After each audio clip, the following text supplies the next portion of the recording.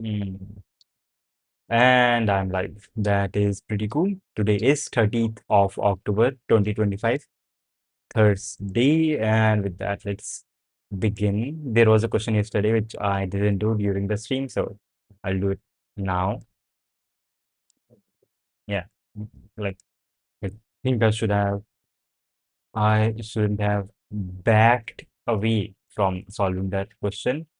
But anyways, I can do it now because I was thinking about how to do it and I think I have it. And also, shit, we didn't submit any of the solutions for these questions, so I think we can submit now. Yeah, we can submit now. That is nice.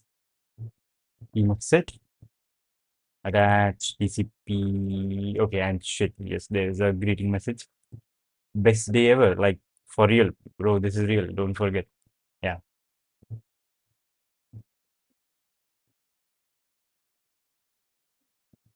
fetch update. Yep, cool. And this one is a square. That is the name. And shit, we just have to submit these.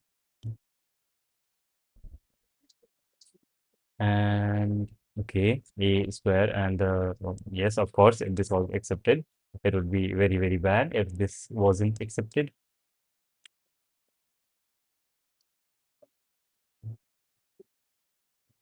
Now for this one, wait, we have to get the solution for this first. That is the solution. Okay, cool. And shit, even while solving these easier questions, it feels like maybe I messed up. There is a non-zero chance that I messed up.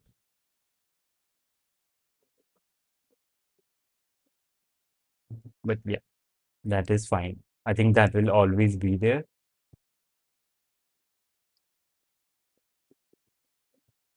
Select everything, copy. So, yep, that one was also accepted. That is nice. Question number D, submit. And now question number Eva loves to sheep it. That yet another array problem. Yes, shit, we were just doing this. Yeah, shit, this was not done yet. Now find the smallest integer there exists at GCD is with it. Wait, shit, we did do this one. Shit, so how did we get wrong answer for this? We brute forced the solution for this one. Rest less than 25. Uh, uh,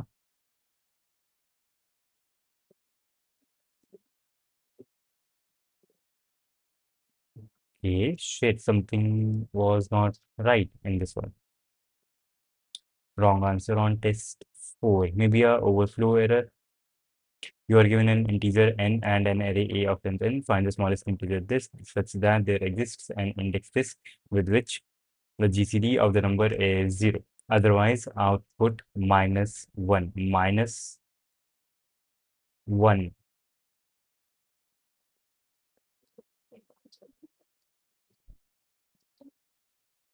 The smallest number with which the GCD is 0. Shit, what if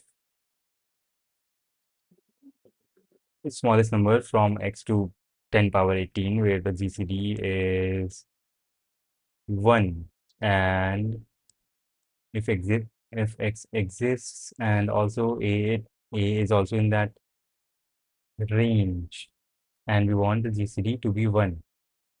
Shit. Okay. So what we did was pretty cool. Right. So I guess we messed up in something else. Yeah. The rest does not go beyond 25, which is nice. I think we even wrote a little program to find this out. C++, G++, doesn't matter. Fact, out, dot slash out. Okay, yes, we are already overflowing at that range. So 25 is the correct outer limit.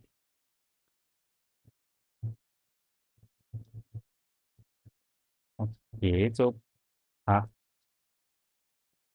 if res and a give a GCD of 1, then yeah, then equals true.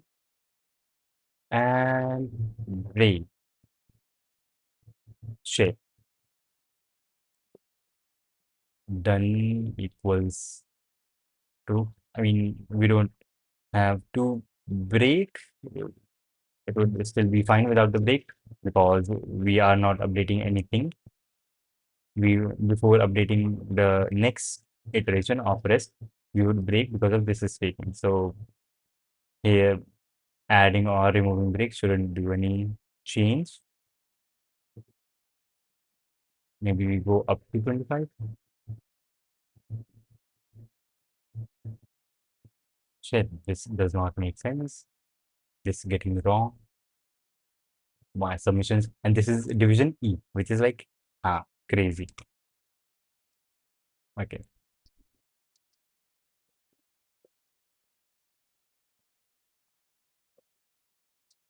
so this number output is this, and answer is 53. Answer is 53. How can the answer be equal to 53?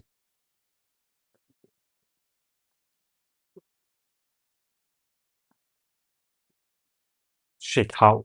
Literally, answer cannot be equal to 53. For a number, do not give a GCD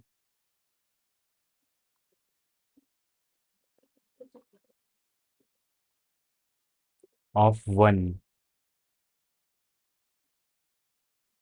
GCD of 1. How big can the response be?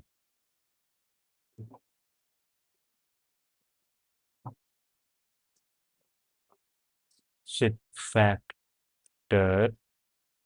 Okay, we can look up all the prime numbers in a certain range. Yes, the answer depends on prime numbers. The first some amount of prime numbers that multiply, then that if multiplied with each other cross the range of 10 power 18, and that would be our range and not 25. That makes sense. Fact.cpp, and here what we will do is and I equals 0, not I equals 0, we will start from 2, and okay, and long p as in product initially equals 0, and for int I, int I is already initialized, I less while true, while p is smaller than 1e 18, and long 1e 18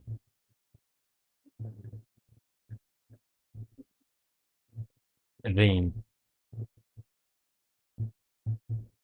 right?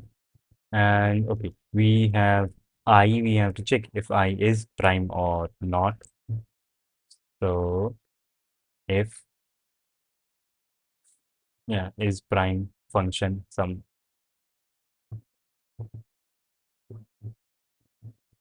is prime takes in a number I, and for int I equals to, or int x equals to x is smaller than I and x plus plus.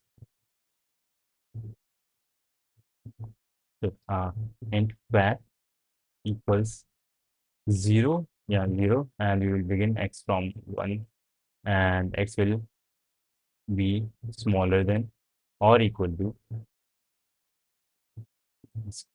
sqrt standard square root of I. Makes sense. And yeah, if when I divided by x gives a remainder, I divided by x doesn't give a remainder, not this, then fact plus plus. And if x is not equal to the square root of I, then we'll do fact plus plus return fact equals 2. Now here if is prime I. If I is prime, then we will do p multiplied by equal to I. And at the end, standard out I.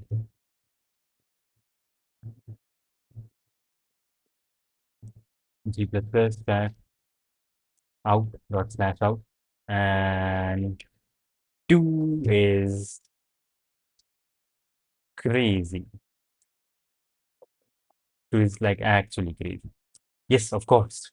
Uh-huh. Because we have to do I plus plus.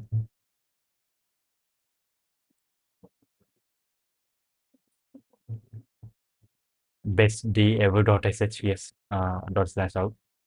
60 does not make sense. And if is prime, then okay. And yeah, if fact equals this, let's go with 60. 60 seems to be a nice number to go with. Yeah, we'll go with 60. Hello, how are you? I am amazing. By the way, I have a question. Yes, you recommended a book for CP, but it is for CPP. Is there something else for Python? For Python, yes, there is. What is this daily stream time? Shit, uh, around 11:30. That is like, yes, that is what I try to start at. And yes, for CPP, there is the main CP handbook. And if you read this, here it says draft. This is a draft, and this is not like the final version. There is, I think, this one, Guide to Competitive Programming. This book, Guide to Competitive Programming and Learning and Improving Algorithms. I have a PDF for this book. This is by the same person, Antti Laksonen, and this is the full book, third edition. This came out and it's Piracy at Peak. This one came out in 2020, 2024. So yes, this is very, very young. And then next there is Python things, the advanced geometry, additional topics, Python in competitive programming. So yeah, this might help you. This section right here and this book, Guide to Competitive Programming. Yeah.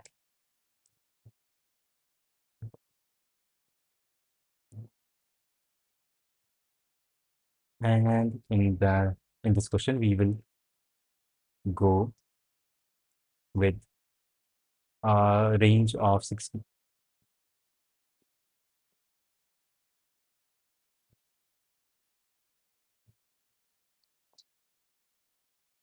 Const in range equals 60, let's say. And here we'll replace this with range. Cool, makes sense. Yeah, some code. And shit, that was actually stupid. I made the range equal to 25, and that was wrong. Makes sense. Shit. Pop out chat. Yep. Dear you. Okay, that means it will cover all the important points to CP. I mean, I personally haven't read that chapter, but yeah, I guess that will help you in some way. And now this question, this I left yesterday, and sure, now we can do this because I thought about this. Delete that other copy, boilerplate, and okay. Here we will first apply binary search, and then after applying binary search, you will find what the correct answer is, and um, according to that, we will output the answer. We will generate the answer. Okay, and how were the things given? Okay, first is n, then k, and then x, which makes sense. Eh, N is the total number of friends. K is the total number of teleports which we have to place, and x is the range from 0 to x, both inclusive. And then on the next line, the location of each friend. Make sense. N, k, and x, k, x, and then vector n a size n for into reference x in a, t in x, take into x, and okay. And now the smallest answer can be 0. And what are the ranges? 10 power 9. So yeah, integer is fine. And the largest answer would be, let's say, uh, n will not be equal to 0. And the largest answer could be, I mean, the largest distance for a friend and like teleport could be if the friend is either at the nth place or the x place and the phone is at the 0th place, then the distance between them would be x minus 0, which is just x. So x is the largest possible answer, and we need r to have a value which is always false, which can never be the answer, and it is going to be x plus 1. And 0 is an answer which will always be possible because you already always have one friend and always there is one portal to put up. I hope so. Yes, there is always k is at least 1. So 0 can always be the answer. That makes sense. Okay, welcome. And so therefore our range is in this R L to R, right? Where R is non-included. That is L has a value of true and R has a value of false. That is R, the value at R cannot be the answer, but the value at L is the answer. So our range is this much, half open range. And if we do R minus L greater than what? R minus L would be the number of things in our range, and we will continue shrinking the range while there is at least one element in our range. And we will exit when there is only one element in our range. And we will keep the invariance that R always points at a value which is never the answer, and L always points to a value which is the answer, so that when we exit this loop, L will be pointing to the largest value which has a value of true. I hope that makes sense. R minus L divided by 2. Now we need to write a binary search function which returns a bool is okay, and this function will take in our number m and also needs k and k and also needs vector a. Okay, and we need to check, is it possible to have m as the answer? Okay. So, and also there are edge cases, like if our timeline is like this, right? Here is 0 and x is here, then we have these distances in which we will try to put the posts or teleports in the middle, but there are these edge distances where the friend is here and there's like nothing here, so we will start putting up teleports from the left side, and on the right side we will start putting up the teleports on the right side. So that is kind of nice. So first let's put the edge pieces thing, right? If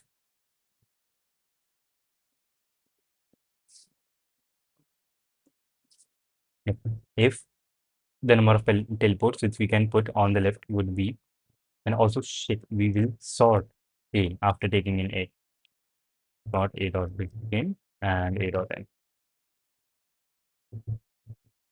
Makes sense, and LSP has to stop. Cool. So the number of teleports which we can put on to the left would be A0, A0, yes. And we want to know, is it possible to have a length of m? And if that is this value, the number of teleports we can put on the left, if it is greater than m, then we can put some teleports on the left, onto the left. So k minus equals, subtract from k as many teleports we can put onto the left. That would be A0 minus m. Makes sense. That is, if like if there is 0, 1, 2, 3, and the first person is here, and we are looking for a distance of at least 2, that is, we cannot have a teleport here, not here, and we'll put a teleport here. That is the only place you can put a teleport on. So yeah, this thing 3 minus 2, just 1. That is correct. We can only put up one teleport. And now on to the right, the same thing.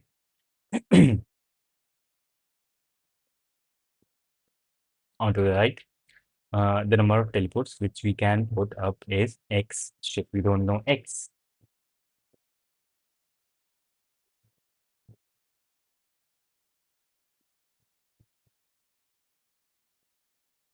Yeah.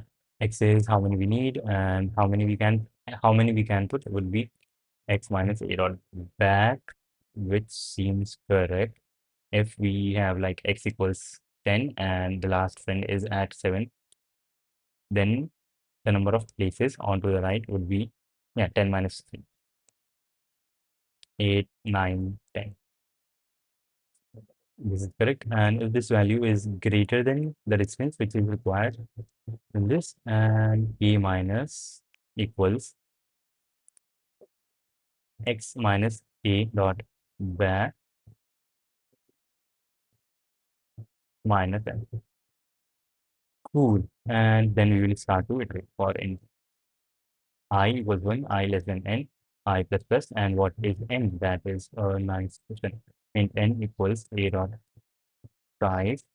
I has to be less than n, and p has to be greater than 0. That is one thing. And we look at how much distance is there between the current AI. So in diff is AI minus AI minus 1 between the current one and the last one. And we need a distance of at least m. So this value has to be greater than 2m. So if diff greater than 2m, 2 into m, yeah, 2m should not diff. We cannot have things. We can have things on these numbers themselves.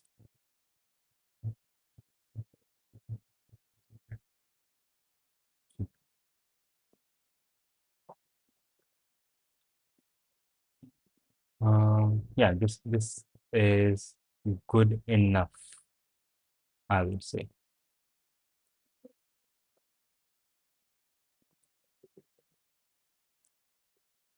Okay, I think we should do minus 1 here because we don't want to put things on the places where we have people standing. And by things, I just mean the teleports. But according to the question, we can put teleports onto the thing, onto the places where there are people. So the positions can overlap, but if we could be considering the same position multiple number of times, because here we are just taking difference, or maybe I'm just thinking, uh, like, yeah, minus 1 seems like there should be minus 1. We will treat as if we cannot place any teleport on to these places.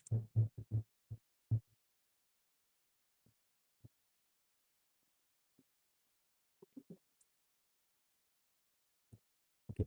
And after this, yeah, if we can have this much distance,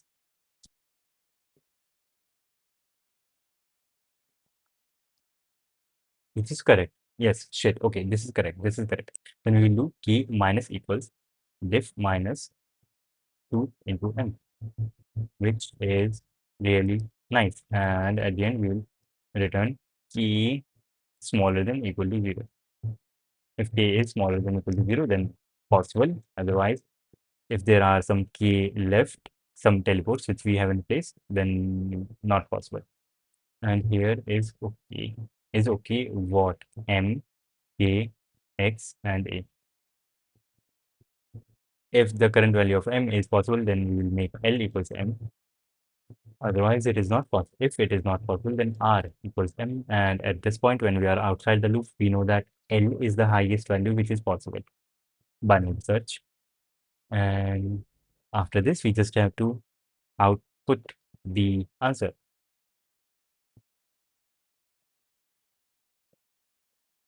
X can be 10 power 9, so shit. And what do you have to output? For each test case, output a single integer containing k integers, the places where there are teleports. Yeah, the places where there are teleports makes sense. And okay, they don't have to be in any certain order, it seems. Okay, while k greater than 0. And first we will put teleports onto the leftmost side, right? If AI A is 0 greater than L and mx equals L greater than the maximum distance that we need, then we'll do for entire equals 0 I less than half the maximum number of portals we can put here would be minus not mx minus mx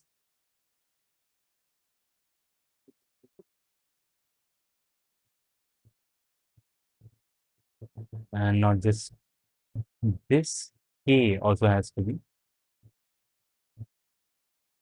and k, yep, and I plus plus. We have okay, yeah, nice sense. And we'll say C out I and then a space and then k minus minus. Right after putting portals here, we'll say if the number of portals we can put at the end would be a xa minus back, that is number of places we can put a portal at the end. If this thing is greater than maximum distance that we need, then we will start a loop for int I, or wait, we don't even have to start a loop like this. We don't even have to check for anything. Everything checks out.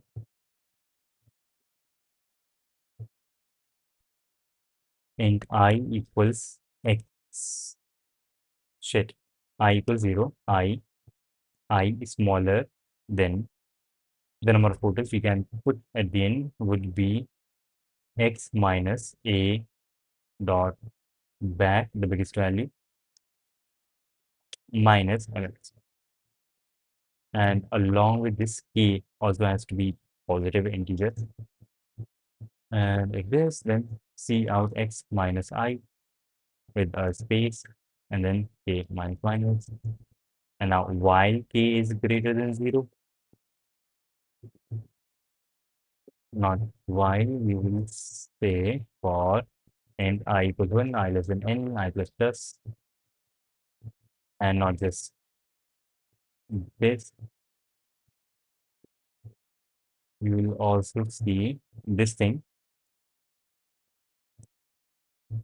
and k. K has to be non-zero. Makes sense. K has to be like positive. Nope, I don't have a job, unemployed in college right now.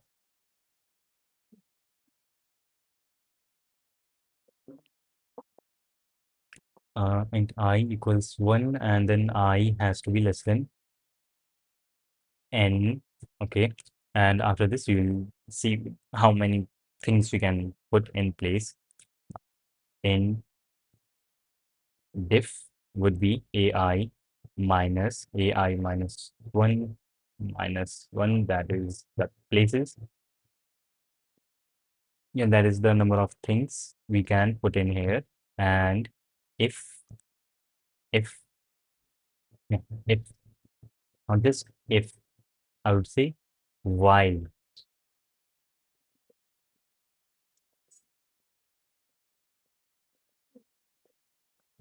No shit. What we can do is for int j equals 0. j equals j equals AI.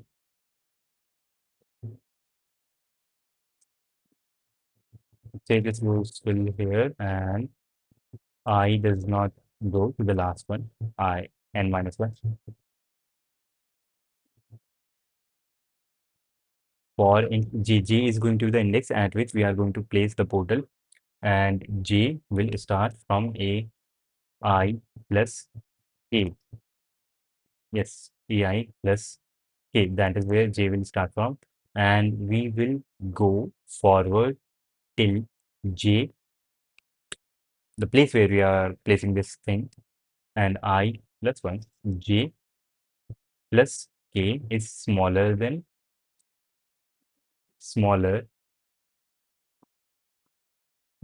or equal to, or greater than or equal to AI plus 1. If that is pretty cool. Yes, that is nice. And then see out j reverse space, and also k minus minus, and not just j, not just this condition. We also have to see that k is non-zero. Okay, this probably will say wrong. Yes, wrong, and because, well, shit. See out a new line. Right, after this, 3 is pretty cool, and we don't print anything here somehow. And what are these numbers in the output? Shit. For each test kit, output single line containing k integers, there are chosen k teleport positions. The positions must be distinct and lie within this range. The positions may output in any order. If there are multiple optimal solutions, choose any of them. So why do we not output something like this? In this question, in this second problem,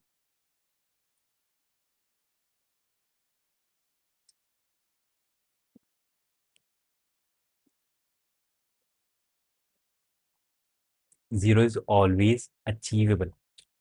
So mx would be equal to 0 in this case. Okay.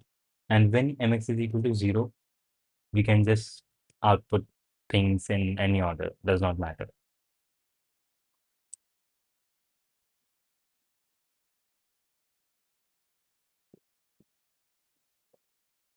I smaller, okay, so we won't output anything on the left of it.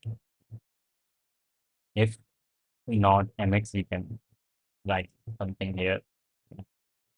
For int I equals 0, I less than, or yeah, for int I equals 0, I less than k, I plus plus, cout I and space and a new line, or a new line depending on I equals k minus 1.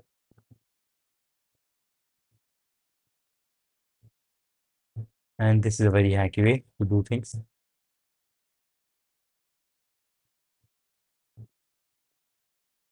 Yeah. Yep. Shit. Okay. At least this is working now. And here we say 0, 1, 2, 3. Is that nice? 0, 1, 2, 3, 4. And this one, this is the fourth one. This one, right here, we have to put up 4 new things. And we can put one thing at 0, then one at 2, 3, 4 are filled. And our range goes from 0 to 6. Okay, our range goes from 0 to 6. 1, 2, 3, 4, 5, 6, and hello. Bro, will you make how you did make our CP setup, like the NeoVim setup, the plugins, and how do you do test cases checking? I don't know how you do that. Okay. For that, you can just look up this plugin, Assistant NeoVim, which is pretty cool. This is what I use for the test cases, and there is supposed to be a GIF here where it is. Yeah, you can read the docs, and there is a YouTube channel by this same guy, and he explains how to use this plugin in that video of his. So yeah, this is the plugin you can use for CP test cases here, and we have people at this, and this location, and we have to put up 4 things. So 1, 2, 3. You can put things here, here, here, and here, and get a difference of 1 at least, which is nice. 1 is nice. 1 is actually pretty nice. So why don't we get 1? We have someone at 2. Okay. If m was equal to 1,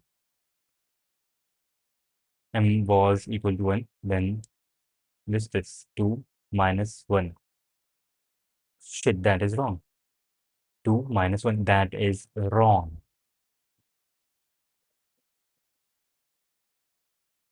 Even equal to. Yes, yes, yes. Minus 1. And for the n, the thing that we have done is x minus m, x minus ai, the last number 4. So 2 places where we can put up things, and that is nice. 2 places where we can put up things. That is good.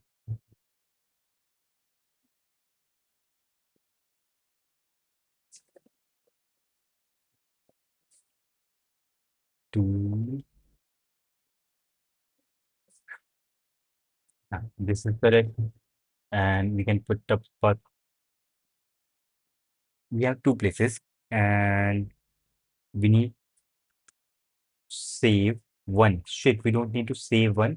We need to have a difference of this much amount. We don't need to save. So yeah, we need to save m minus 1 places. Shit. Okay. M minus 1 makes sense. And here also we will say m minus 1. This is how many places there are. And this number has to be greater than n. If the last send was at this location, then this would say 1, and we can put something here, teleport here. So this is also wrong. And shit, yes, this is wrong. And here also we have to make this equal. And here also we have to make this thing equal, and n minus 1. Okay. Okay. And diff for our difference. Shit. These little things are crazy. How does this work for any? No, this only works for Neuum. Will you work for Sublime Text? Will it work? No, this is specifically for Neuum. Sublime Text, I think there must be some terminal for some plugin for Sublime Text. Shit, this is a full-fledged IDE, Sublime Text, CP plugin. There must be something for this. Competitive programming light packages, Sublime Text. Yeah, you can add these, or you can figure it out. That would be nice. C out 3 light.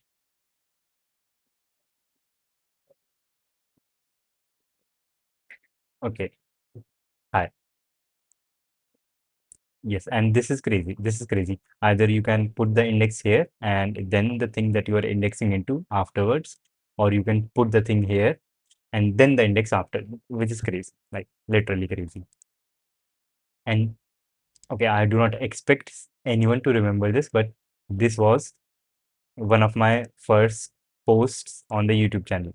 Like exactly this phenomena that this is something that we can do in C++. That is crazy. That this thing works. This is crazy.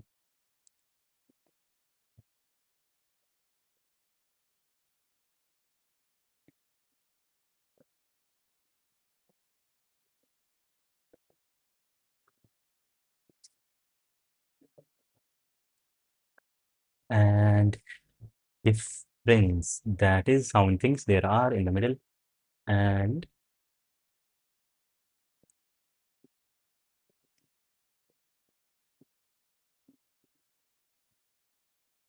if we have something here, or like a person at this position, and in the middle we have two positions, and we need a difference of one, then we would say that there are two places in the middle, and among those two places, we can get a difference of one.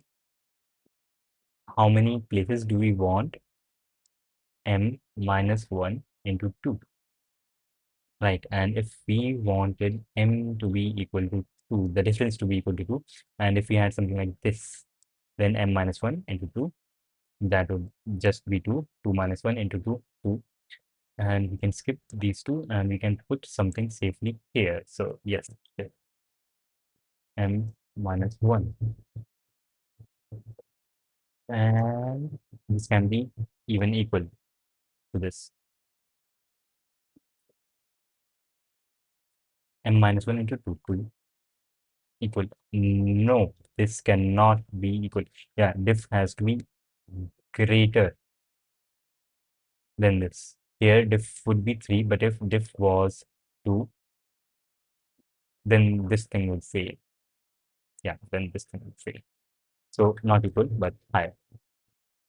And out of the total diff available, we will be able to take out m minus 1, 2 into m minus 1 things. Right, so at least the is okay function is fine. And now we have to do things with this one.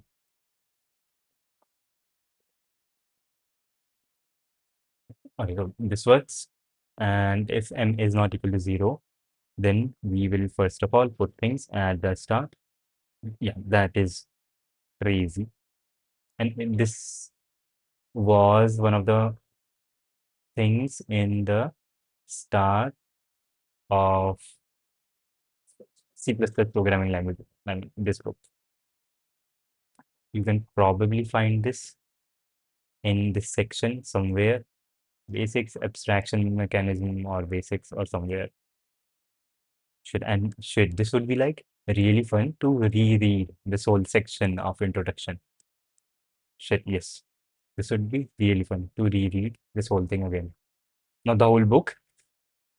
No, not the whole book, but the introduction part. That would be nice.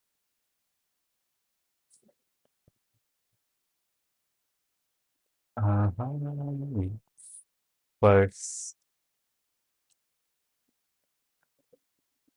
start putting things from I equals 0, and mx is how many things you want, and if this is our index line, first position is here, like the first person is here, this is empty, this is empty, this is empty, we want m to be equal to 2. We can put some stuff here, some stuff here.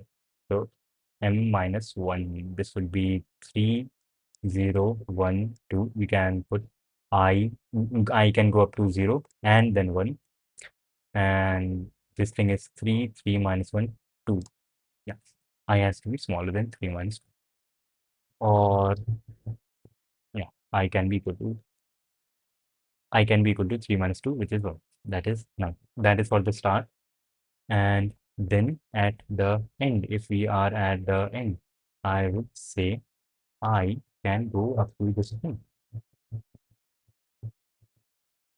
If we say this is our timeline, nothing here, 1, 2, 3, a few places, and then there is a person here. some person here, some dude, right? And this is x, this is x minus 1, x minus 2, x minus 3, x minus 4, and we want m to be equal to 3. If we want m to be equal to 3, we can put stuff here and here, two teleporters there, and I can go from 0, and we are taking the difference of this and this. Yes, the difference of this and this would be 4, which is correct. There are 4 places in total, and I can go from, and m is 3. 4 minus 3, I can go from 0 to 3. Yeah. So yeah, less than or equal to makes sense. And in here, we'll go from the first person to the second last person, and we will put things in the middle. And a equals 1, b equals 0, c out, a, shit. Okay, this would be, which operator has higher priority, post increment or pre increment? I think this would be just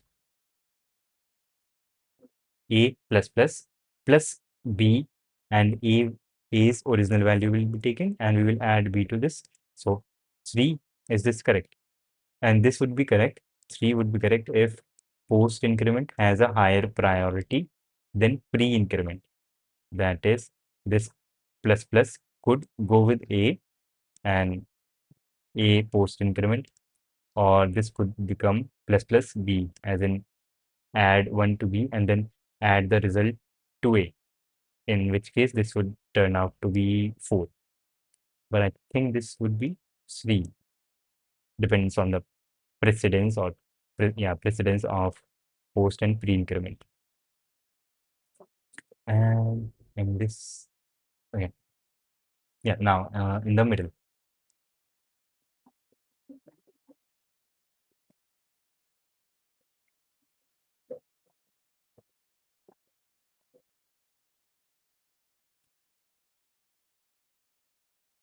And I think this mechanism is nice if there is some person here at these two positions, and there are 1, 2, shade color didn't change, 1, 2, 3, 4 things in there, and m has to be equal to 2. And here we are saying start index j from the ith position plus m is 2 here, so j will start from here, and while j plus m is smaller than this value, right? This is the ith value, this is I plus 1th value, and this thing is okay because j plus 2 would be this thing, so that is nice. When j becomes equal to this value by j plus plus post increment, this would, we would want this to be still okay. So we will say here less than equal to, yeah, makes total sense. This, yeah, probably says wrong, and 2 and 1 in the second case, this one.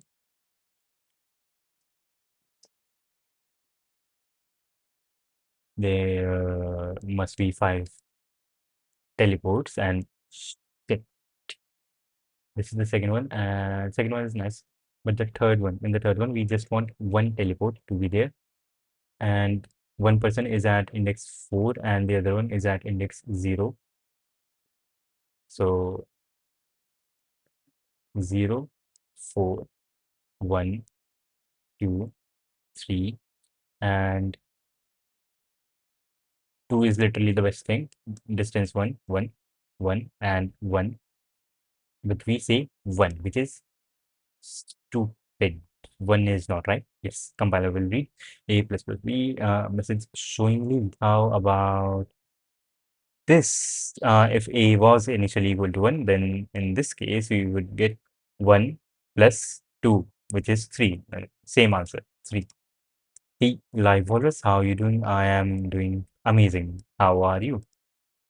Chilled Nick. Shit, Nick, how are you? How are you, like, awake? And don't you work in like US time? And if you are the same person that I think you are, and if you are not the same the person that I'm thinking, then don't mind.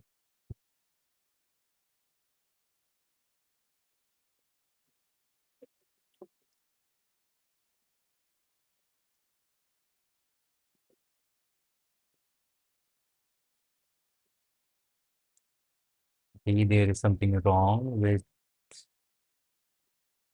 this function, with this checker function. I starts from 1 and looks behind. Okay, diff would be equal to this much, which in this particular case would be equal to 3, right? 3. And yeah, 3.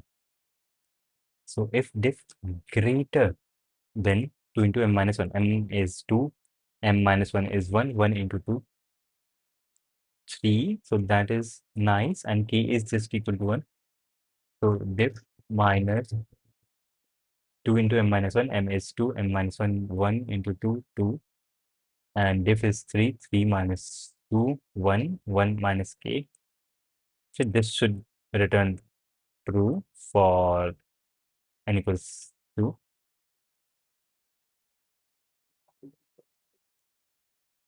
Unexpected result, actually. It said you should not do two increment in a single expression and see out. Shit. Same person. Same timings now. Thanks for asking. I'm doing good. And that is pretty nice. And 7 is a nice number. Wait, we should not do that in see out.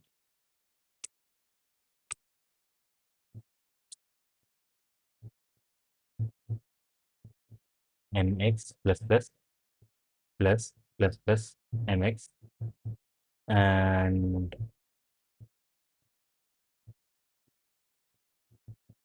does not matter if this is C out or anything. And H for this number, and LSP start. It should LSP start plan B is multiple unsequenced modifications to MX unsequenced, because there is ambiguity now. And this is just a warning. This is not that the compiler won't compile, I think. Yes, we can put up this flag W, that is warning unsequenced. If we put up this flag, then this warning will go away from the compiler. Stop the LSP and test.cpp,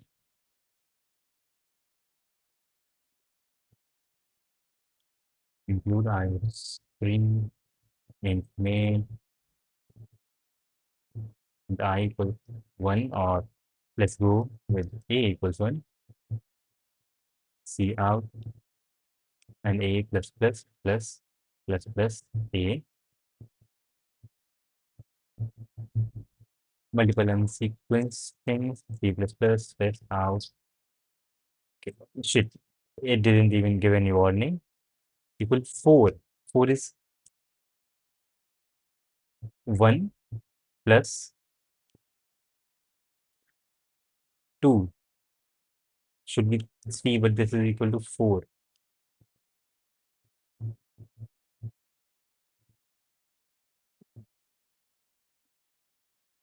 Shit, this shouldn't even be. Okay, makes so much sense. Do you know why this was 4?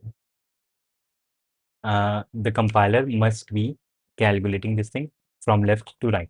So this expression a plus plus plus plus plus a was being read from left to right by the compiler, and a initially at this point, when nothing was being read, a was equal to 1. And when compiler went to this first iteration of a, it took the value of a, which is equal to 1, and moved on and by inserting a's value there. But since we did post increment a, now a becomes a is equal to 2, right? And then 1 plus compiler went on to this second expression here, this one. And here now a is equal to 2, and we are doing pre-increment. So 2 plus 1 is what the compiler will add here, and now a equals 3. So 2 plus 1 would give us 4. That seems to be the thing. 4, yeah, that is kind of cool. Unexpected result. Actually, we don't know compiler will increment or addition first. 1, then post, and then 3, 3, 1 plus 3 is 4. We forgot one incremental. Actually, of post increment. Yes, this one. That one I forgot. Now it makes sense. And if we do this, then 1 plus 2, 3. Now the output should be 3. It is 4. Shit.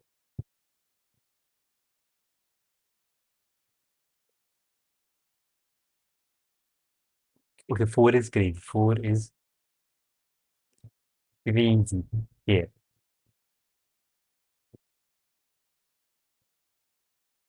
4 should. I guess this is compiler defined.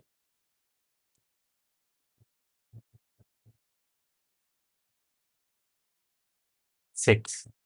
Okay, that is kind of messed up. 6 would be 2 plus 4, 1 plus 4. 6 would be 2 plus 4 or 3 plus 3. 4 is 1. I guess what is happening is compiler goes through the whole thing and first does these things, these pre-increments on the current value of A and then adds them. This pre-increment would make A equal to 2, but then this would make 2 to 3, and we would be adding 2 plus 3. Shit. Okay, this is kind of crazy. Shit. Something crazy is happening. This is compiler defined, I would say. Depends on how the compiler is implemented. And anyways, getting back to the question,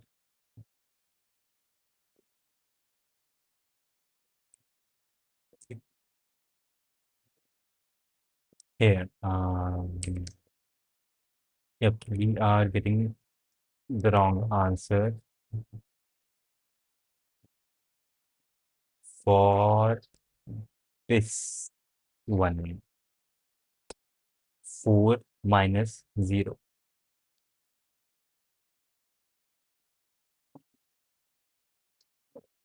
4 minus 0.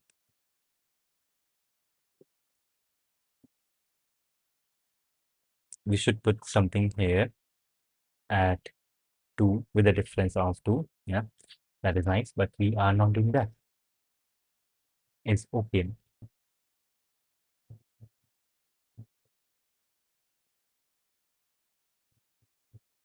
See, we have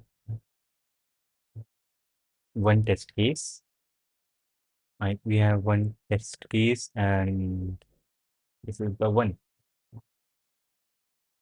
2 is nice. So our is okay function is working amazingly, but this thing is not.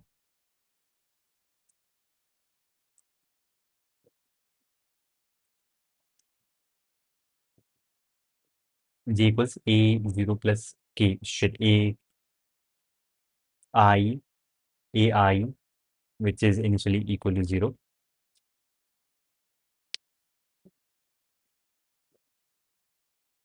Yes, so A0 is equal to 0, 0 plus, that is stupid, MX.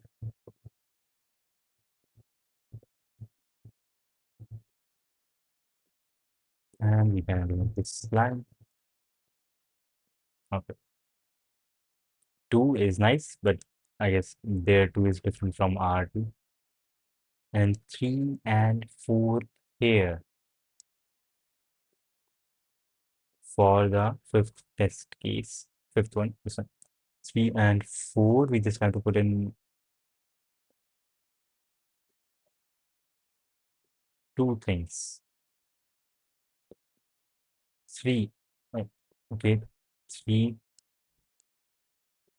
and 4 actually seems to be wrong. 3 and 4. We cannot put a thing at 0.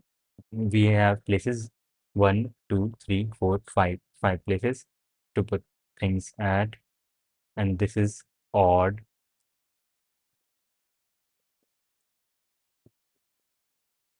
Three is nice, but this is wrong. This second part. 5 places, we skip 2, k equals 1, mx equals 2. Yeah, this cannot be equal. Let's see. Okay, shit, this is not doing anything now. G plus k, of course. Shit.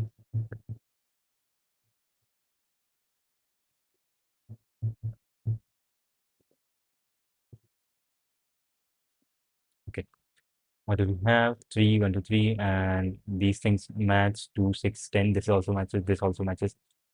0, 1, 2, 3, this also matches, and 9, 8, 7, 6, this also matches. All of these are matching, so yeah, that is nice, except for this one. Yeah, except for this one, fourth one, which we I just already did diagnose. 0 to 3.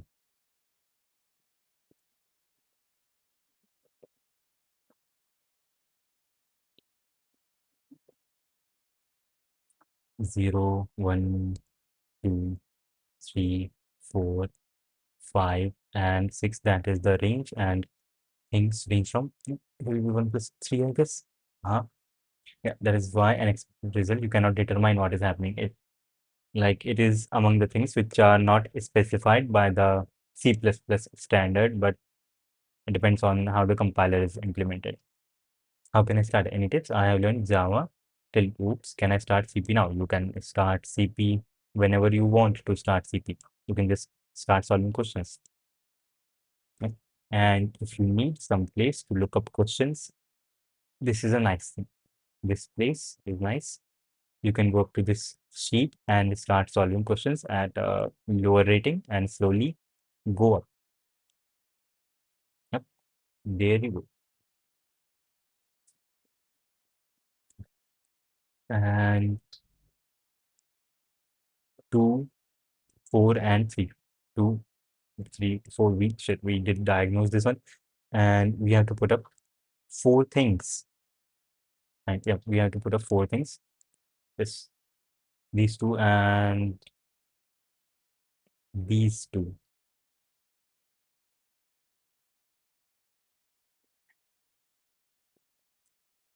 If we ever say m equals 2,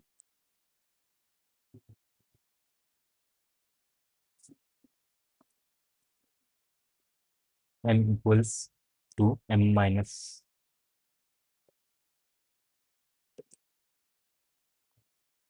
Shit.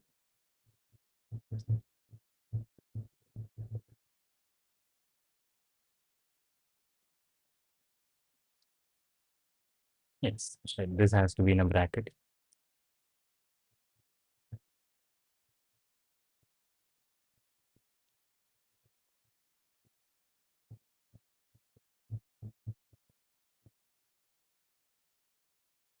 Okay, and 0, 1, 6, 5.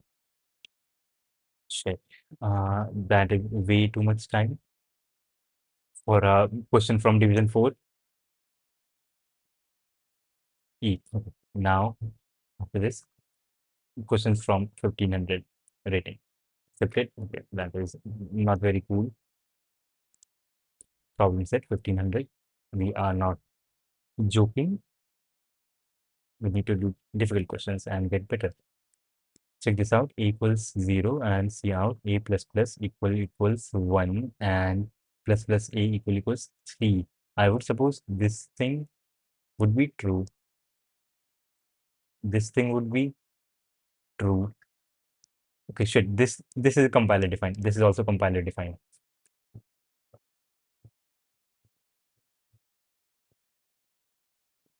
Yes, A plus plus equals 1 and plus A equals C. Uh,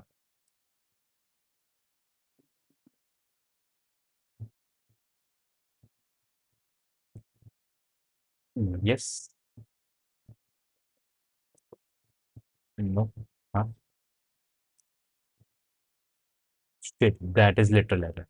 Lang does not provide a all of. Okay.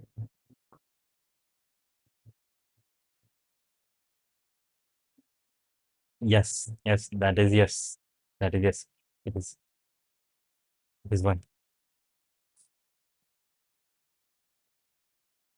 That is easy.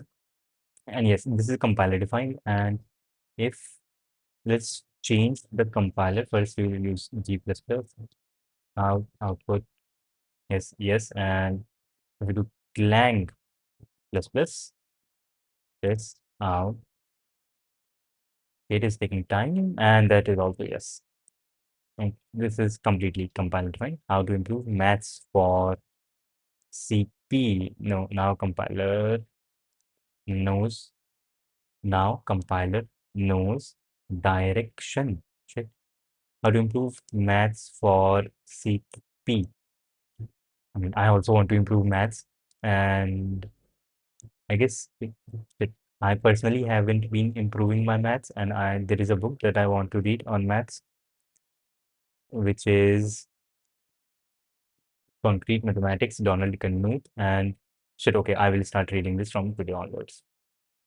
I've been avoiding this, but yeah, Concrete Mathematics by Donald Knuth, and this is a pretty nice book. I've read the first few chapters, and this book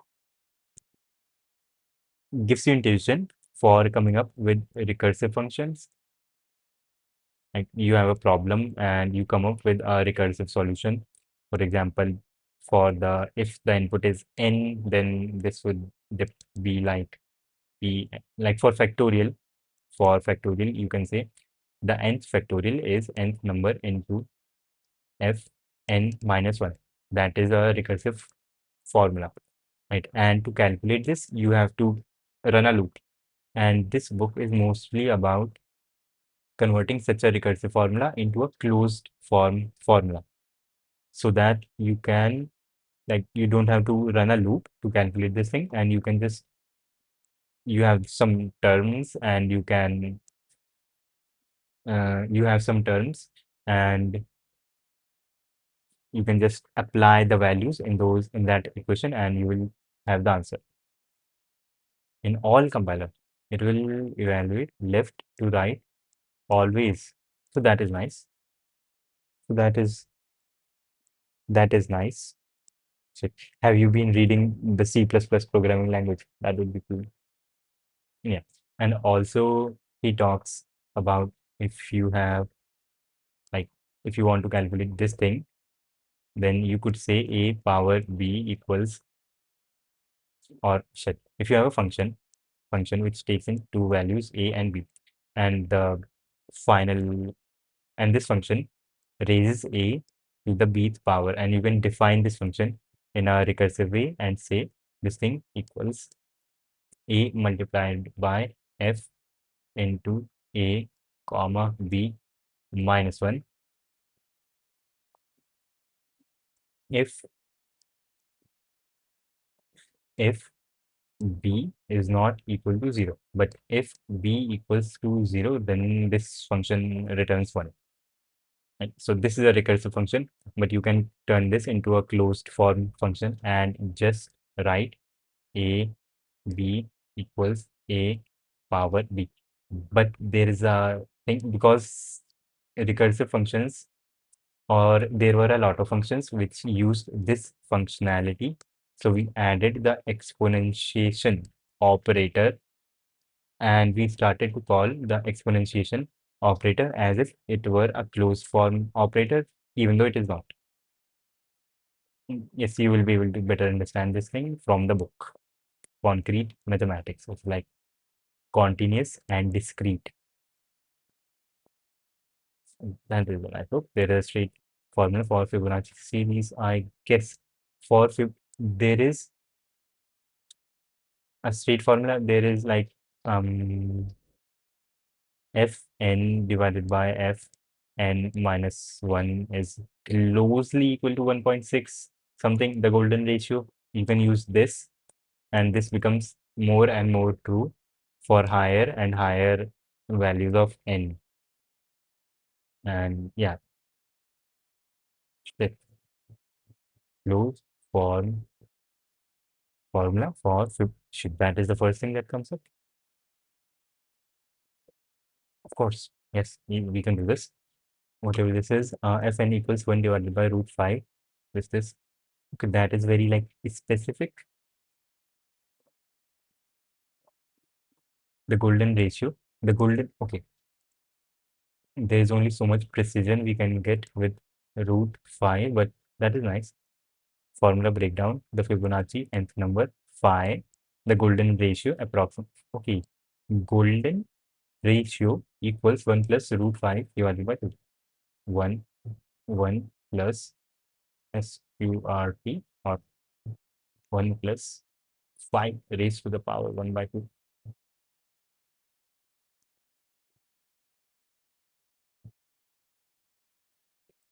Brackets divided by 2. 1.61. Yeah, okay, that is nice. Golden ratio in constant time, like no, this thing, this closed form, this is something we can use. That is nice.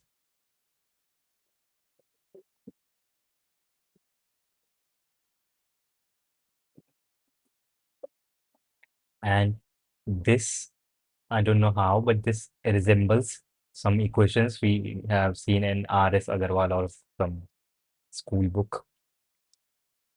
1 plus root minus 1 minus a root.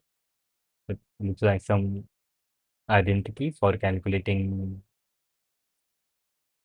integration, right? Something like that.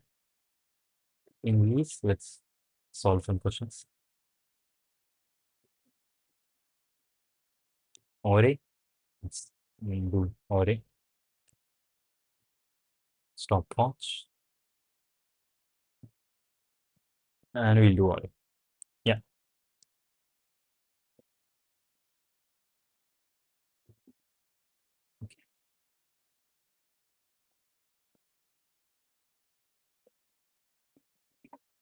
some water.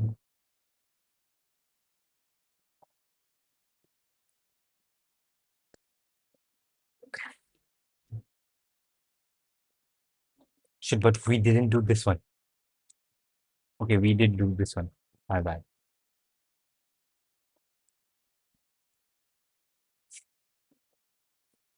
Okay, new room started. Speed is not the thing. You are given an array A of n non-negative integers. Let's define prefix or of array B as prefix of all the numbers till the ith index, where or represents bitwise or. In other words, the array B is formed by computing or of prefix. Okay, B is an array which is or till the ith element. Okay, you are asked to rearrange the elements of A in such a way that its prefix array is lexicographically minimal. An array X is lexicographically minimal greater than X. Okay, non-negative numbers. Non-negative numbers. So I just want the smallest numbers first, or the numbers from among the numbers which are possibly choosable right now. I want the ones which are smallest. Check. Lexicographically smallest.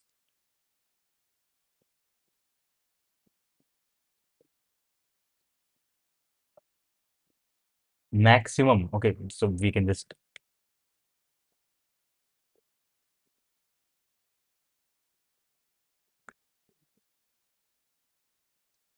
first number would be the biggest number.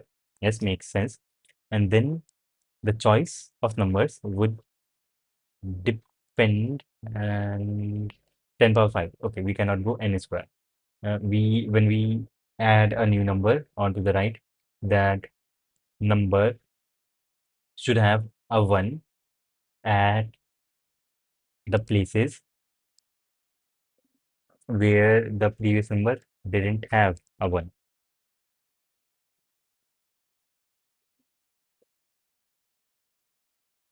And also if there are multiple numbers, then we will go with the one which has the highest value, or the highest place where there is a 1.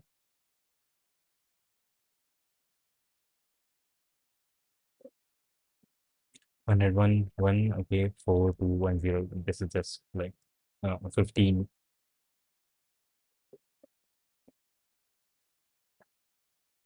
First number has to be the biggest number, and then the second number. Second number, shit, okay. Yes, makes sense, makes sense. I think we can use 2 pointers here and a multiset to keep track of the values which we have used.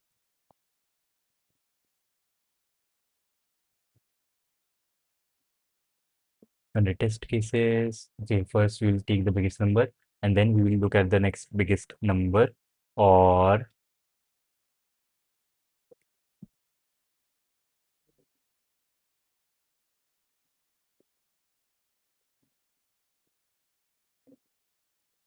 ten power 9, that is integer. 10 power 9, that means 32 places for a bit. We'll take the number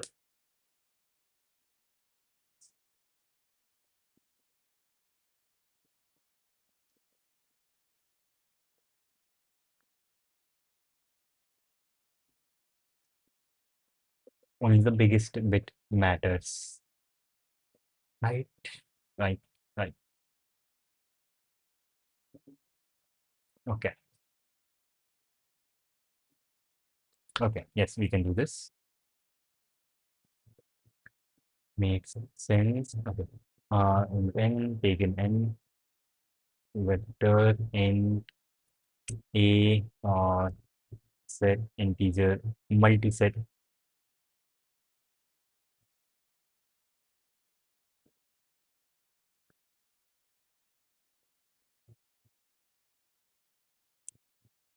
set in a for int I equals 0, I less than n, I plus plus, and c, stop there is c, okay, taking c, and we will also have a vector of integers, we call it big, size would be 32, and we will see all the places, we'll go from the biggest to the smallest value. Okay. For int k equals 31, yes, and k greater than or equal to 0, and k minus minus, k is like the kth bit which we are checking, and if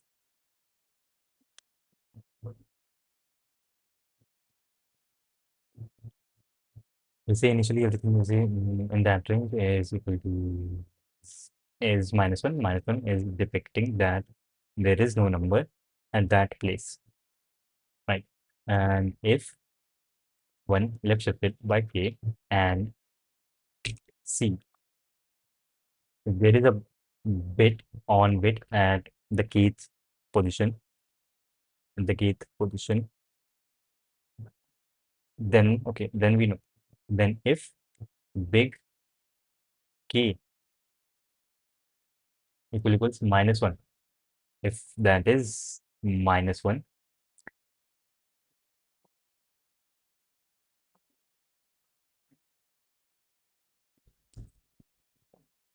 shit, instead of vector of integers, we should use a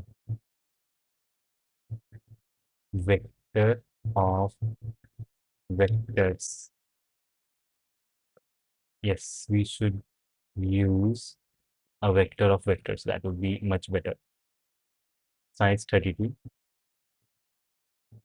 or not even a vector of vectors. We'll use a set internally. And here we'll use a multi-set to store all the incoming values.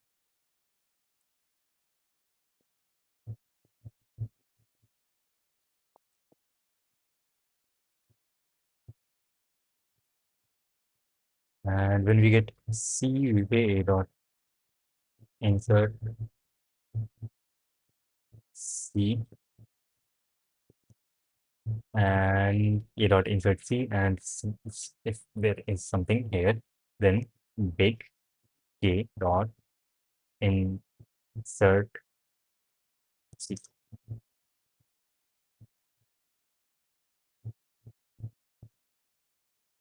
Now, when we are trying to output down output, we'll go in K equals 31. Yeah, K is smaller than K greater than equal to 0 and K minus minus. If big K dot size, if there is something here, then we will output the biggest number from this range. Makes sense. We can output any number, does not matter,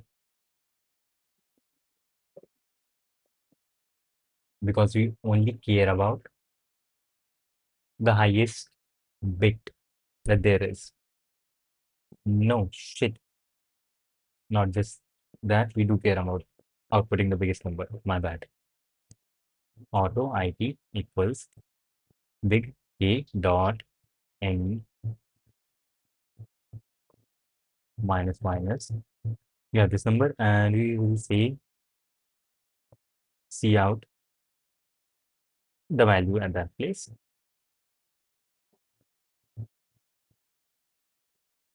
Yes, the value at that place and a space. That is nice. And then we will also remove this from the multi-set. It's, and for that, we will have to get a iterator IP equals A dot auto Rn equals A dot lower bound, go to IP, find this number, and A dot erase Rn. And for auto IP in A, C out IP with a space, C out a new line, single character, new line. Out of bounds is kind of crazy, but where exactly K equals 31, big is nice. I smaller than K. Okay.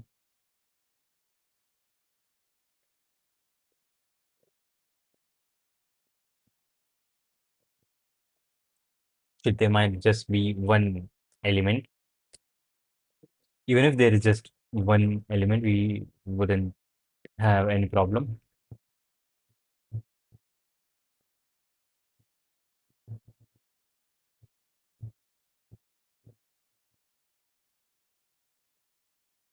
Okay, shit out of bound.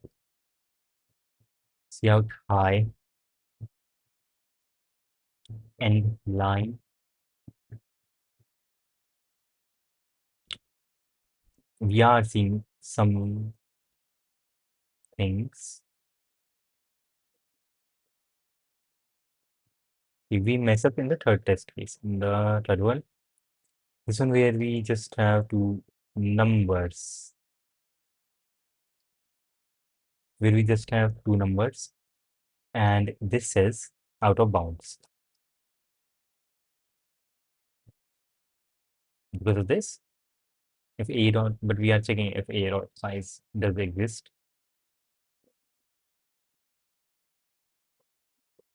Big K dot N, if big K dot size. Yes, that is nice. So,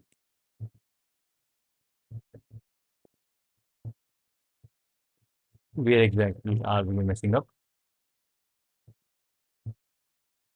We just have one test case which has two values. One is one and one is 101. High 101 and high. Okay, so we do output 101, but then nothing.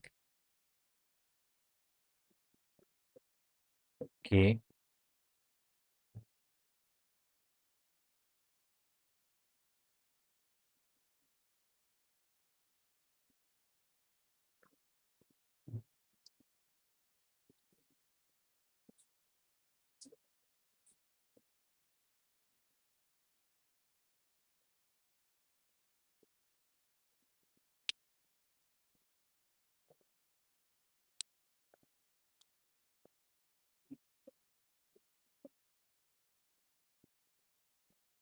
shit, shit makes sense. Shit, shit. Yes, the error is because of this. We are outputting the same number multiple number of times. I think after inserting this any number once, we will just break.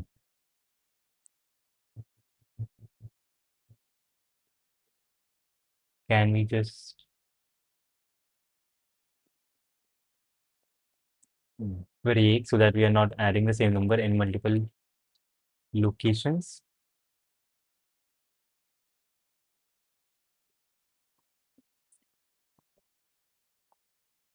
Okay, maybe not, maybe not. Shit, we should not break. We have to add some checking here. I key. Okay.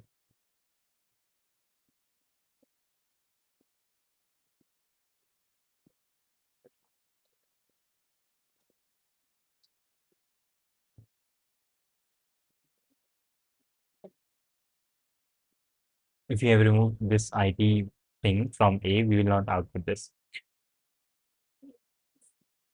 Okay, we will not output this if we have removed this IT thing from A.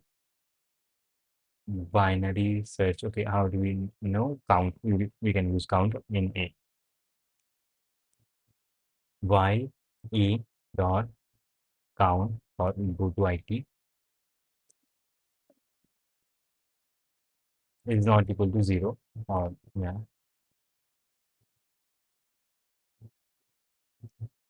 Why is this? We will do IT minus minus, and after doing IT minus minus, if IT equals big K dot start or begin, you break after, before.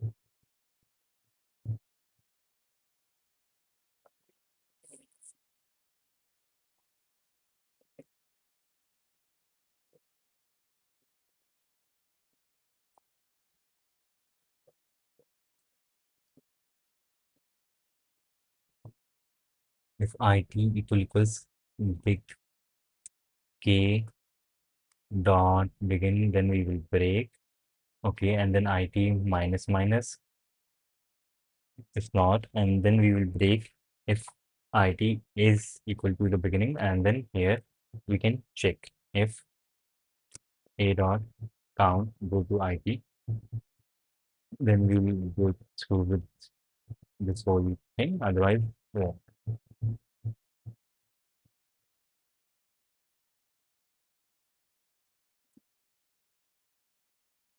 And shit, does adding the biggest number always help? Yes, a bigger number would always be bigger, but shit, no, no. This would also be shit. There might be a case, for example,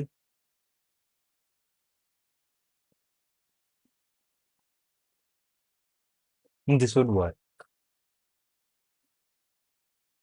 Yes, for example, if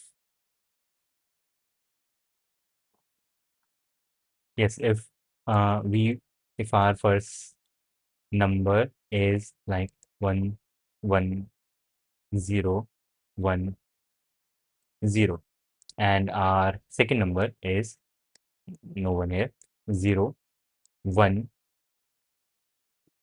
1 0, and our third number is 0 1 0 1. So among these two numbers, we first number is this. So yeah, right now the or would be equal to 1 0 1 0. And among these two numbers, we are here choosing the biggest number. But that is not very nice. That is not very nice. Among these numbers, we should choose the number which will give the highest or, because the biggest number is this one. And if we were to take or with this one of this number, then we will get 1 1 1 0. But if we were to take or with this number of this number, like 1 0 1 0, or that is or 0 0 1 0 1, this thing would be equal to 1 1 1 1, which is better than this. And since we are only making this choice at max 32 times, we can afford to go through all of the elements which have a higher bit at a particular index. So we can brute force. We can brute force.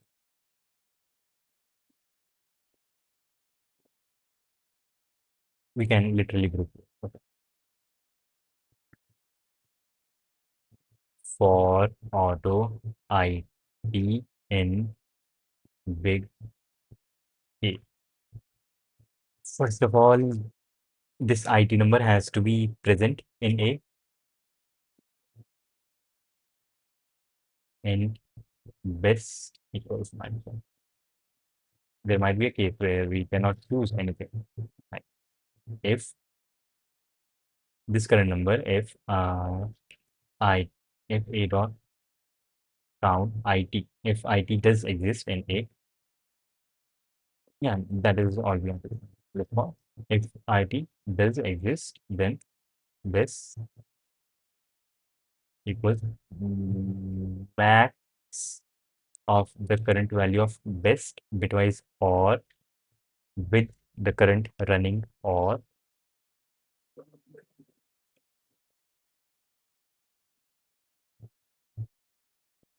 is 0 current running or is or maximum of this, or if we were to go with IT or shit, if best or smaller than IT or with or, then we say best should be equal to IT.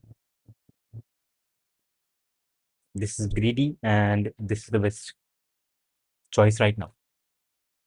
That is good. Because we make greedy choice because here the higher the bit, the more the value, because this is lexicographical analysis kind of. Right, we have chosen, made our choice. Then if best is not equal to -1, if we have made a choice, we will update or will be equal to otherwise or with the best value, and auto IT equals A dot lower bound with the best value and A dot erase the best value. And after it, we will just output all the remaining values. And okay, or is something that we cannot use, substitute, or with C or. Okay. In K,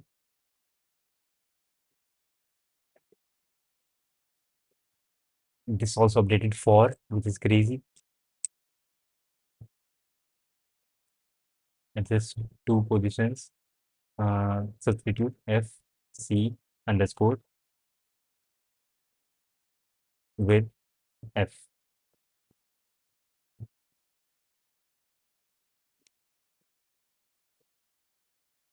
while we're not outputting anything at some points. That is very easy. Big key dot insert into this and also insert everything into A multi-set. Big key dot size best equals -1, and if best is not equal to -1, then we have made our choice.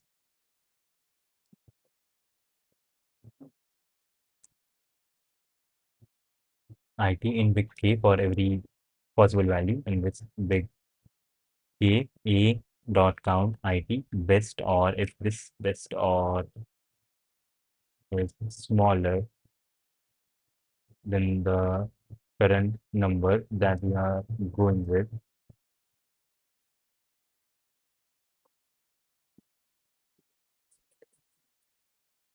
then update best to be equal to IT iterator. Okay, shit, this does not make sense. Two, two, course. This does make sense. This does make sense. Let's see out this.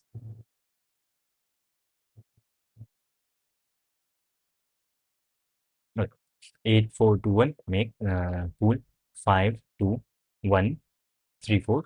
Yes, yes, and 4, 3, 2, 2, and 3, 4 was also there again, but we didn't do anything with that. That is a shame. Int A, and this is a multiset, so A insert should work, and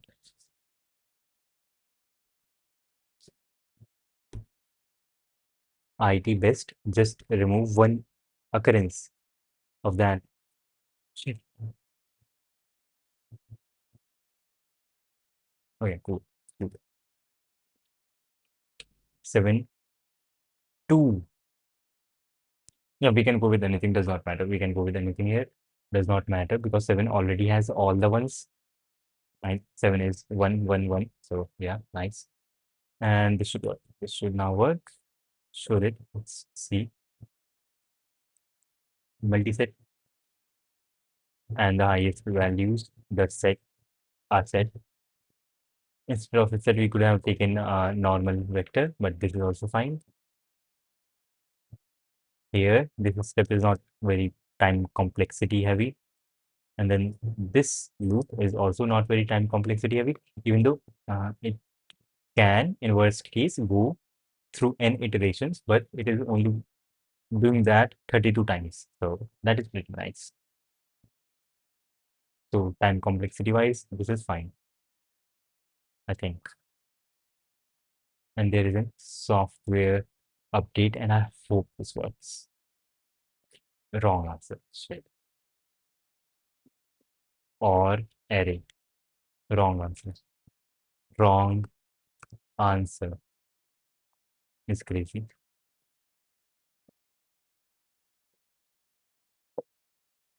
And how long? 25 minutes. Shit. That is quite long. Vector big 32. Yes, and everything is a set initially. Is a set initially. That is a wrong statement. Wait, no. Set is fine. Set is fine.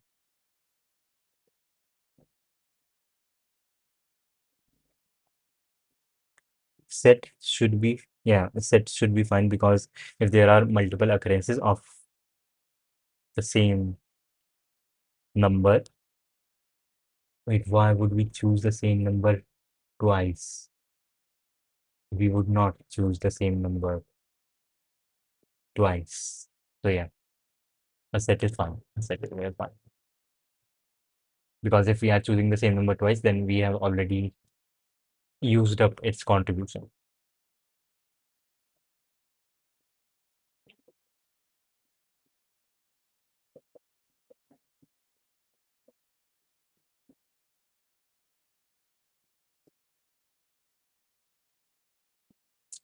Yeah, and this is nice. Initially, or equals this, and we are also updating or best or equals this. Best makes sense. What if nothing is being changed? If nothing is being changed, then nothing is being changed. Okay, so if uh, this,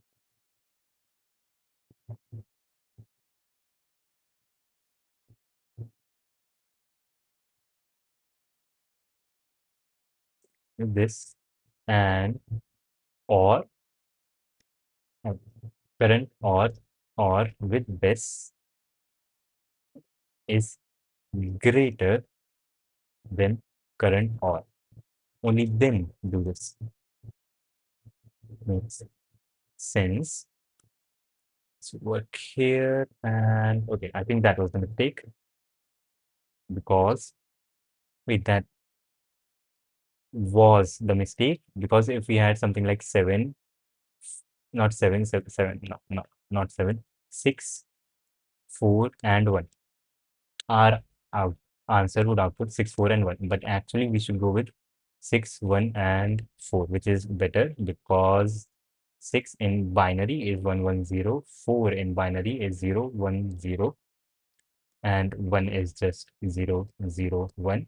So taking XOR of OR of this, and this value does not contribute to the current OR, because this bit, because this second bit is already because this second bit was already on in 6, right? But instead, if we were to take 1 here, then 6 would be pretty cool. Then 6 would have 1 here, right? And we can actually test our hypothesis. We have this one test case which has 3 numbers, and they are 1, 4, and 6. Right, 614 is the current answer. But if we revert back to how things were, that is this. And now test 1, 3 numbers, 1, 4, 6, 164. Shit, that is nice.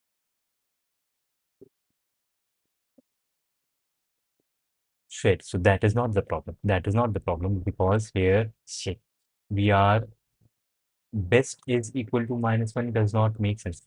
Best equal to -1 does not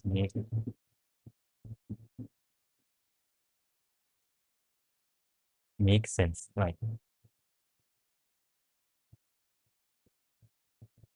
If best, one test case, 3 numbers, 1, 6, 4, 146. Okay, yes, shit, that was stupid, because we initially do not want best to have any impact on the current number being chosen.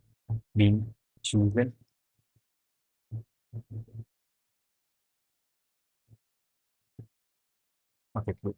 This should be correct. Submit, running.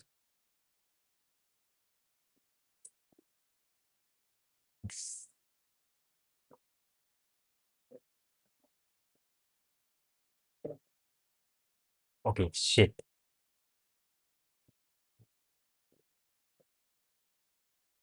We have n. Multiset A, yes, multiset is nice, and big vector 32 to find out each number which has a on value at all the places, so that we can say we can find all the numbers which have a 1 bit at any given bit out of 32 bits, out of 32 positions in an integer. Okay, and if one left shifted by k and c, if c has a on bit at this location, and c is non-negative. Wait, c can be 0, uh, can be 0. 0 can be 0. 0 is something that we will deal with some, like, yeah, we would never want to add 0. We will only add 0 here. Okay. Yes.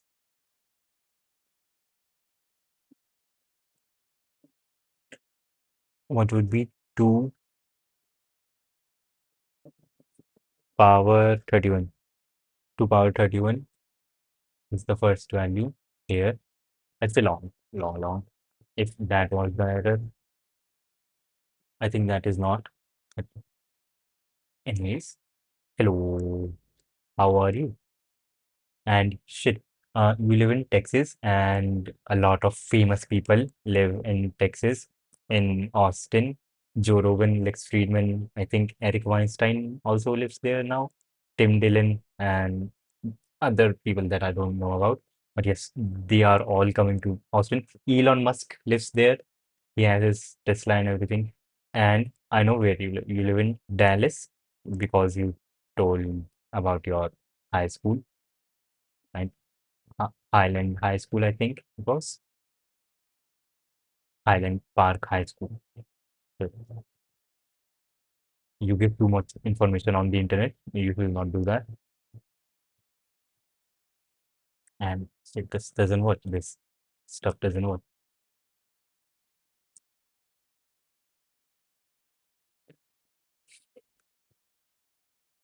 Oops. 35 minutes already. 33 minutes.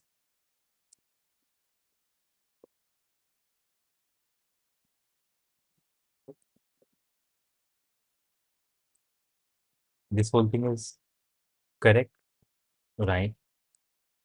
And then we are choosing the best value from the possible choosable values. And we are seeing if the current value, right, if IT, the value which we are going to choose from big K, big K, that is what they call him, from big K, if that has an impact on the current, or only then are we changing this value. Okay. And best, if best is non-zero, then output best, and then update the current or and delete this from all the possible values that we could have taken. And yes,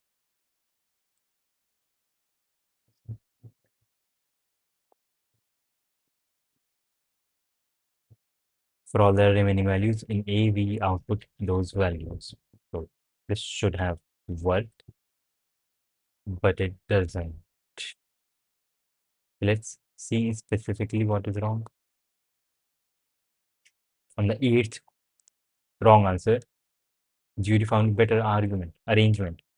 In the eighth test case, and yes, this is like wrong practice to look at the test case.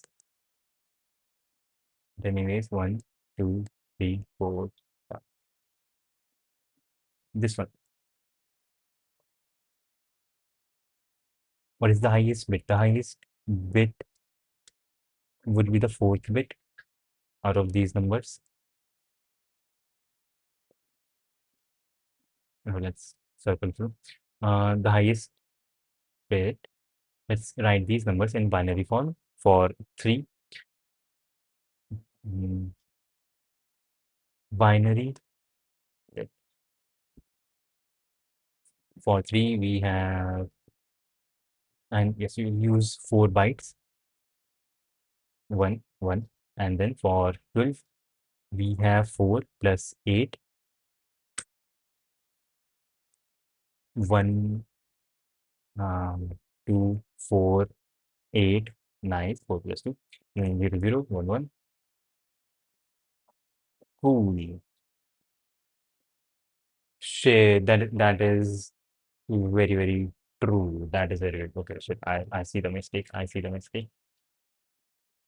When we choose 12, the next number should be 3.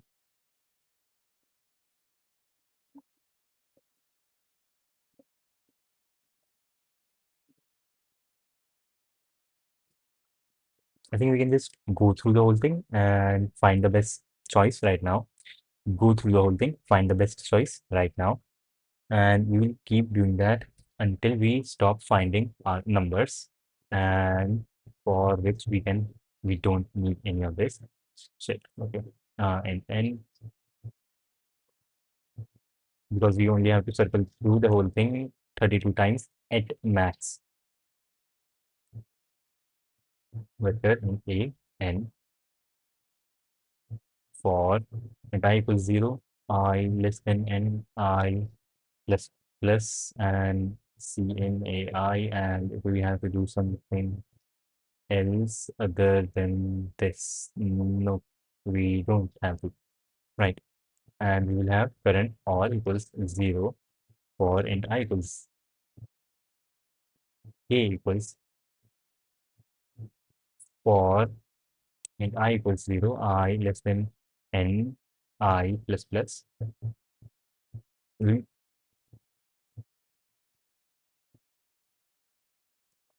for int I, int k equals 0, k less than or share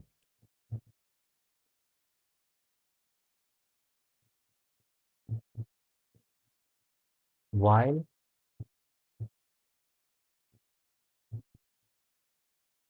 for int k equals 0, k less than 32 k plus plus. That seems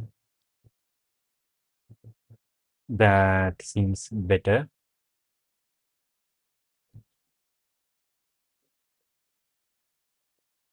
right? And okay, best is initially equal to 0, and if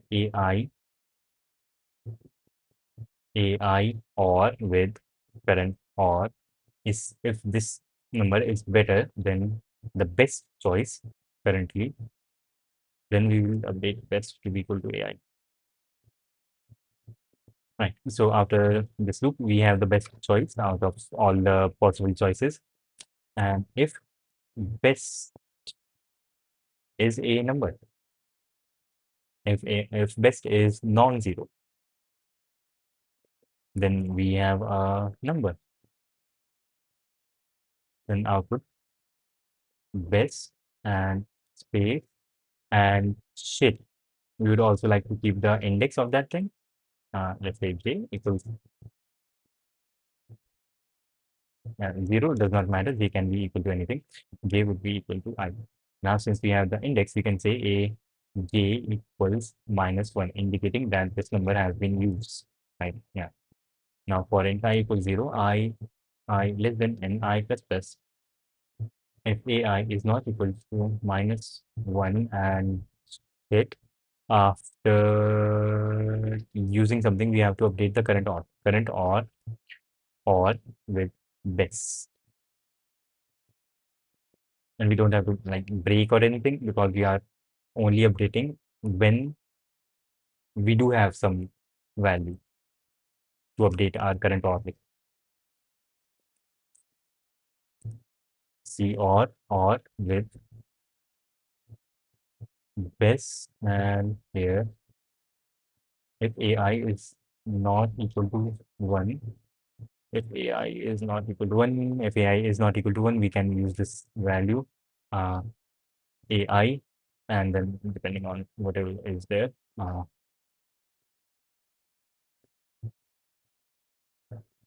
C out depending on this or space. Share. Space is nice. Space is nice.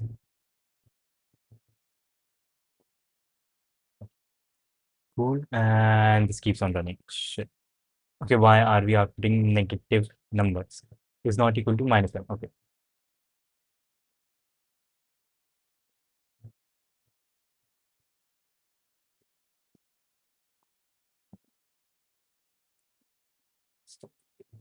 That is nice.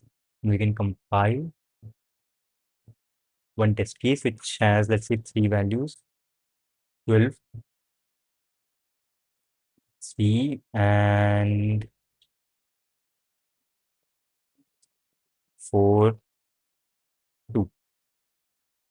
12, 2, 3. Yeah, cool. But anyways, before submitting, I have to go. Shit. Okay, how long has this been? Shit. How were people watching?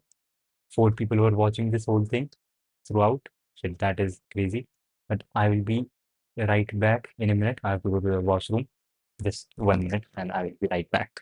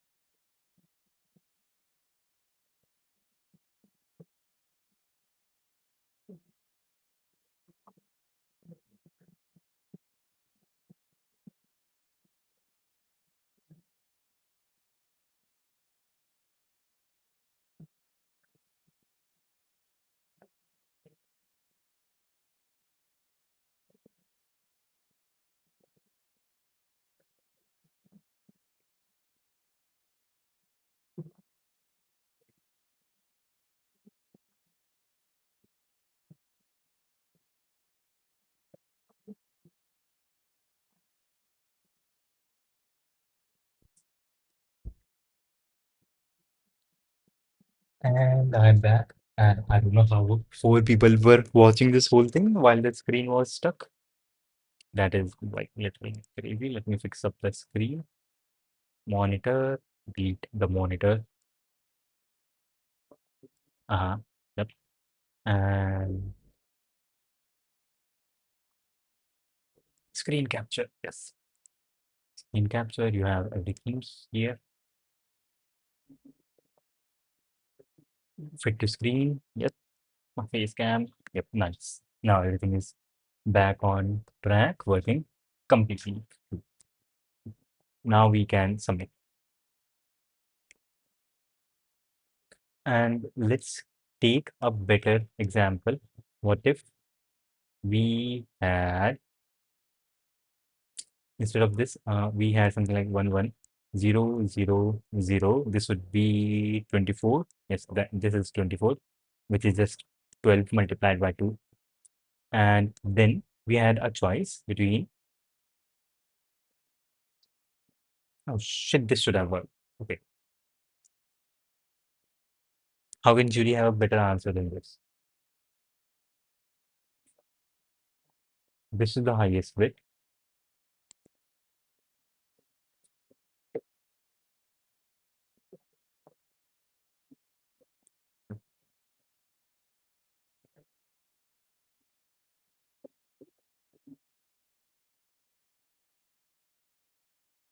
Let's submit.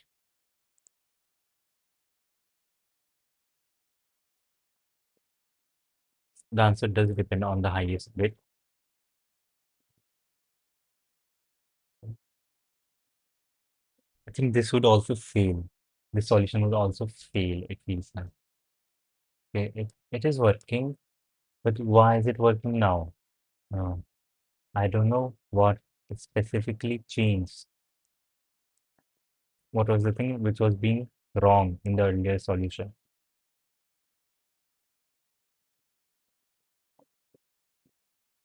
Let's see. In test 2, this is probably correct now, but in this one, we had wrong answer for test case 3, there.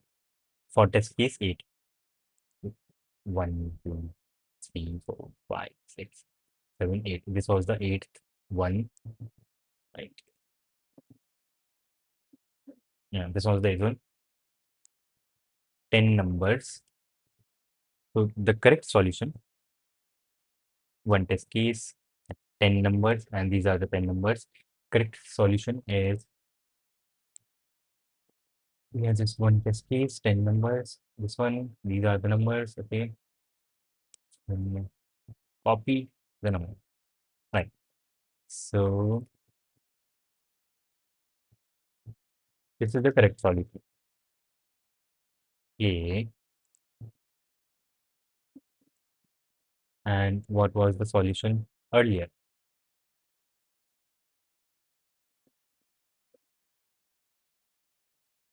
This one.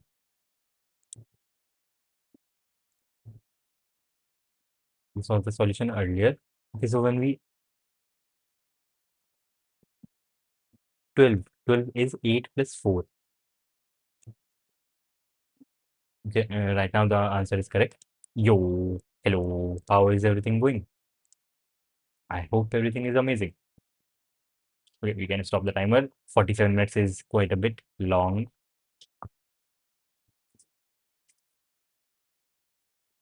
Shit.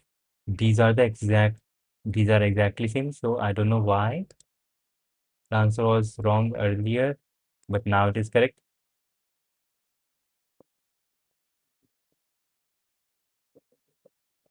For the same test case 8, test case 8. 1, 2. Okay, shit, this is the answer, and this was the output. 1, 2, 3, 4, 5, 6, 7, 8. Okay, this is what we outputted. Why would we ever say something like this? Okay, because of upper limit. Okay, shit, okay. So 12 in binary is 1100, right? 4 plus 8. Then 6 in binary is 4 plus 2, which is 0, 1, 1, 0. And 3 in binary is 0, 0, 1, 1, 1 plus 2, 3. And choosing 12 when since we are going from the highest bit till the lowest bit, here only one number has the highest bit equal to 1, so we go with 12 as the first number. Then we want to choose a number with which we will take the prefix or, so that the prefix or is maximum as possible. And since this bit is already up, so none of these numbers is going to help. But this bit is off, and we would go.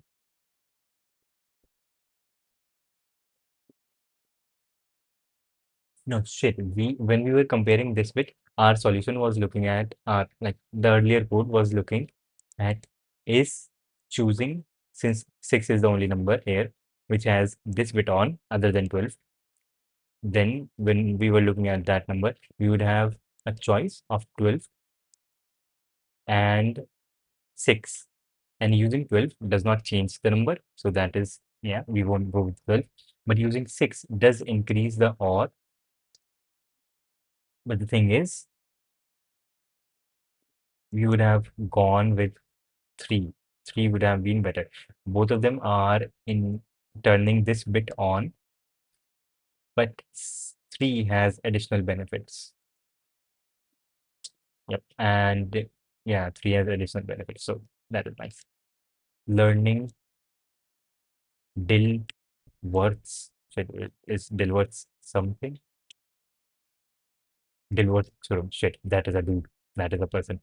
Okay, Dilworth's theorem states that in any finitely partially, okay, I know what partially ordered set means. That is nice. Finite partially ordered set, the minimum number of chains needed to cover elements is equal to the maximum size of an anti-chain, I don't know. And partially ordered set, a set, when we have a set, shit, I learned this in college. When we have set, in a set we have numbers and we have elements, and we can choose any two random elements. And if we have a function which takes any two of these elements, A, B, if we have this function defined for every pair of elements possible in our total set, then the set is fully ordered. But if for some pairs of numbers, this function, f comparison function, is not defined, then the set is partially ordered. Right. So finite partially ordered set. The minimum number of chains needed to cover all elements. The minimum number of chains needed to cover all elements. Minimum number of chains. So I think by this, okay, and I'm just like speaking things that I don't fully know. There was a question from ICBC regionals covering it. This is just amazing. There are these crazy new things. Partially ordered set, yes, chain, a subset of elements where every pair of elements is comparable. Yes, okay, makes sense. Antichain, a subset of elements where no pair is comparable. Okay, so chain and antichain makes sense. Like if we choose a subset of these of this original set, every element here is comparable. Like the comparison function is defined for all of them. The minimum number of chains required to cover all the elements is equal to the maximum size. That makes sense. That makes total sense because from when you have your whole set S, let's say there is some element which is comparable with some other element, and you can like make all of these mutually exclusive subsets which make a chain. And you, if you take just one element from each of these chains, the set that forms when you take just one element from each of these chains, that would be an empty set because none of these elements belong to each other's chain, right? So they are not comparable, and you cannot add any more elements here which do not form a chain. So yeah, that makes sense. That makes sense. Dilworth's theorem. I think I got this right. Hopefully, with with the width of the partially ordered set is min max result. Yeah, so that is nice. Dilworth's theorem, set theory. They are just amazing things. Okay, now a bit more of studying. G. This was G in division 4. Shit, the last. That is nice. But we took too much time for this. Yeah, we took too much time for this. I did. 43 minutes is a long time.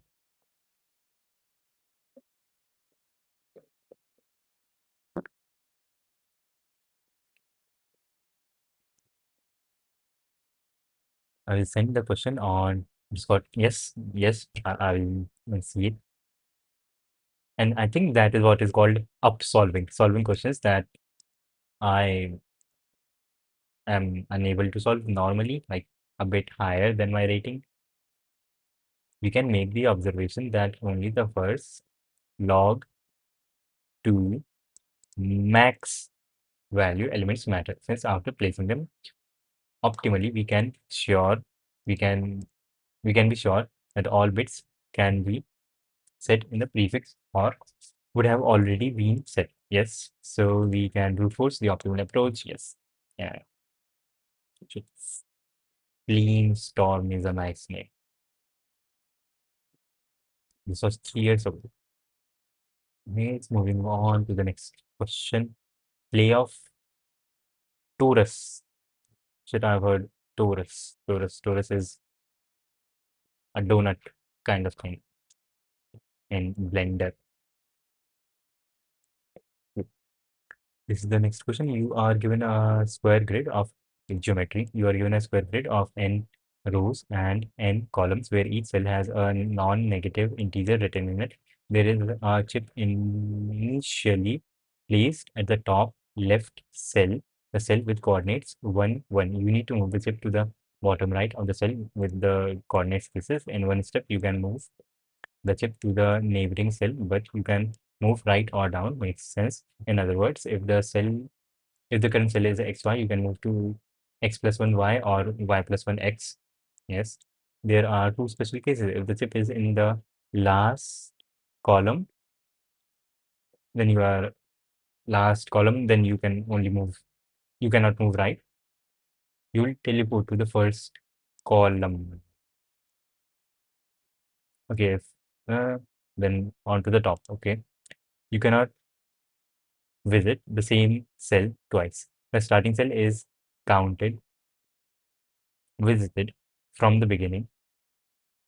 So you cannot enter it again and you cannot leave the finishing cell once you visit it. The starting cell is counted, visited from the beginning, so you cannot enter it again, and you cannot leave the finished cell once you visit. A total score is counted as the sum of possibilities. What is the maximum possible score you can achieve? That is very much doable. Go through.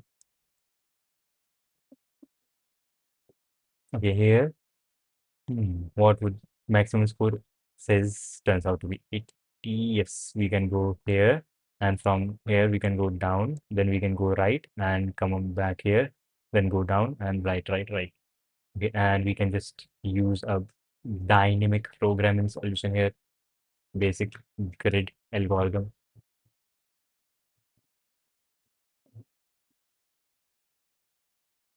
And we don't have test cases. That is nice.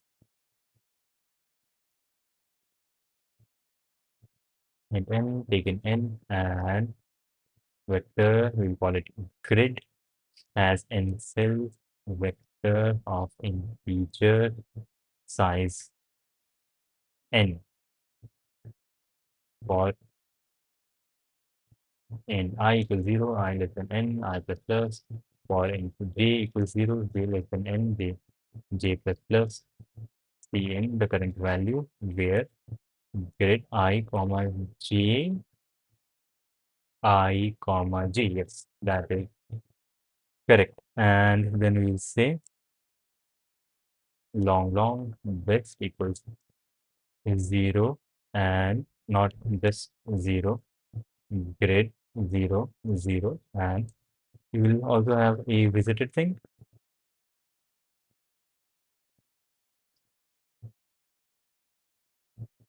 vector visited n comma vector boolean size n, and everything initially is false. And since the starting cell is already visited, you say visited 0 0 equals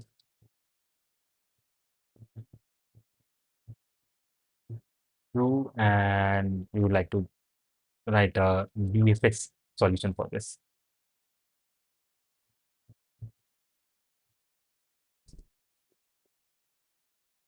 Shit. Can we write a DFS solution for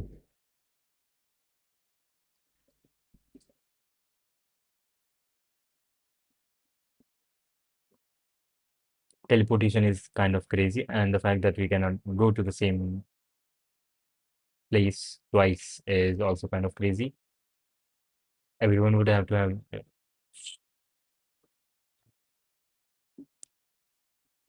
Okay, it is pretty easy for the middle squares.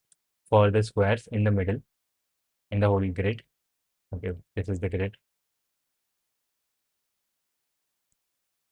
Then for the squares in the middle, this is normal DFS, finding the best maximum sum path.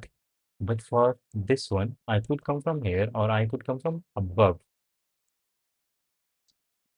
And if I do come from above, then I need to I need to find the best value for this. And for this, I can come from here or I could come from here. And when I'm, well, there is no cycle because we cannot revisit the same cells again.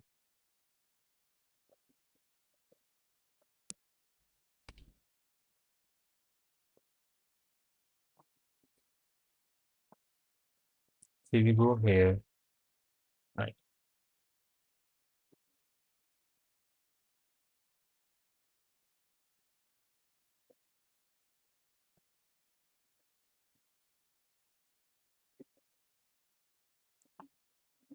okay, we can cover everything. Can we cover everything? I think we don't even need a DFS or some algorithm. We start from here, so we are getting the value of this thing unconditionally. You can go here, right? We can go down always, then we go here, right? And we can go up. The only way to go up is go down and come back here, go down, right? Then go there. We cannot go up. We will be missing a few blocks. And how many will be V missing. And from where will we be missing them? Let's say n equals 5.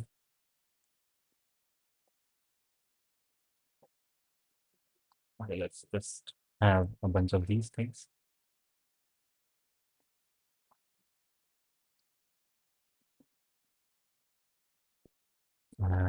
I solved 1000 creative problems right now. It took me a long time, even though it is easy as shit. Okay, you just have to like get your brain in that sense.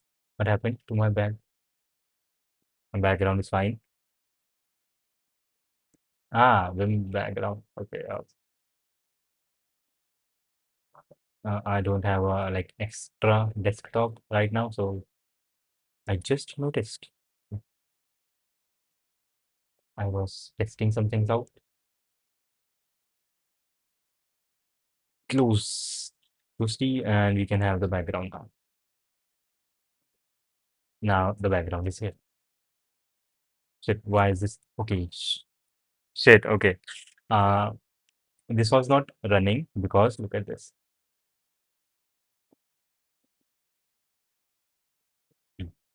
It is waiting for something. Best day ever, like for real, bro. This is real. Don't forget that is the greeting. Emotes attach EPP. Yeah, what happened? My Vim bloated. Vim looks good. Very subjective. Well, my Vim is good. It was the terminal thing, not the Vim thing.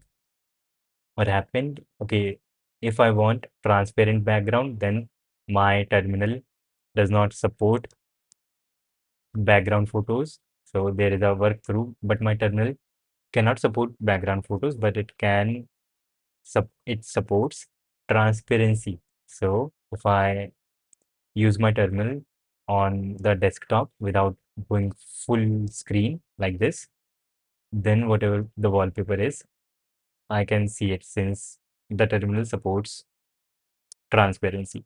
So that is a hackish way. Like it looks even better with fast fetch. Okay, fast fetch, that is good. Fast fetch, but it is kitty, no? Shit, I don't kitty. It is kitty. So, and this is much better. Kitty is in Python. This is in Zig. And we have a question to do. Like, very good question. Looks good in okay, that is very good. One, two, three, four, five. Five lines.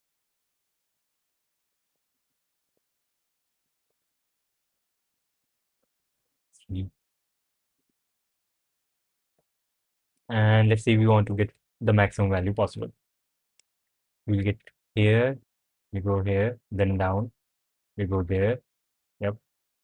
Here, down, we go there, here, down, we go there, here, down, down, we go there, here, and cool. We left out this one box.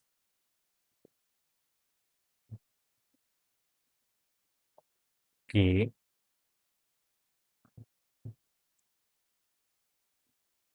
we left out one box in that case, and we're going there, down, right, come back from here, down, right, here, down, right. Okay, we left one box, and I would suppose in this case also we will leave one box. If we were to start by going down, then right, then down, here, right, down, right, down, right, down. Yep, this one is left. But the yeah, now the question would be we can either leave this one or this one depending on their values. But are we always only leaving one cell? Here we have 6 rows and 6 columns.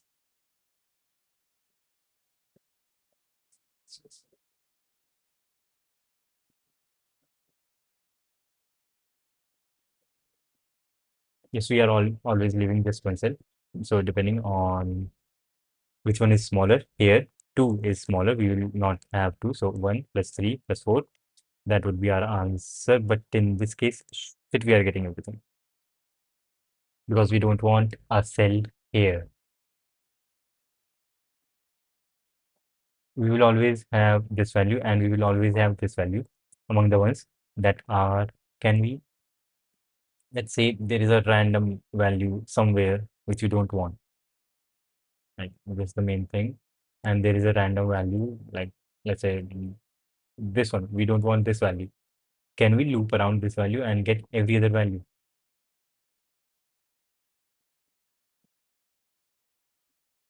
Yes, we go here, we go right. No, no, this will fail. Fast stretch. Are you saying Python is bad? I am saying I'm trolling. I'm not making like arguments.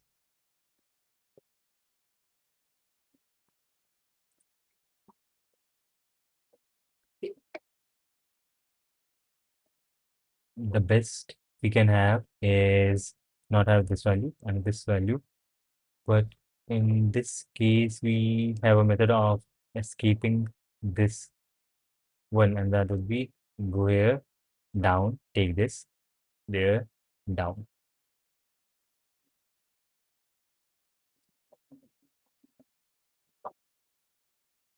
Mhm. And yes, that should work.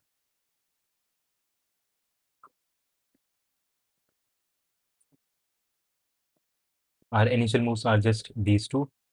Either we go to this place or this place, and I'm looking for if we can skip this cell in some way or another. You cannot troll while being on one. Yeah. When will you go on 1600? I cannot say right now. And wait a minute, just someone is on the door right now.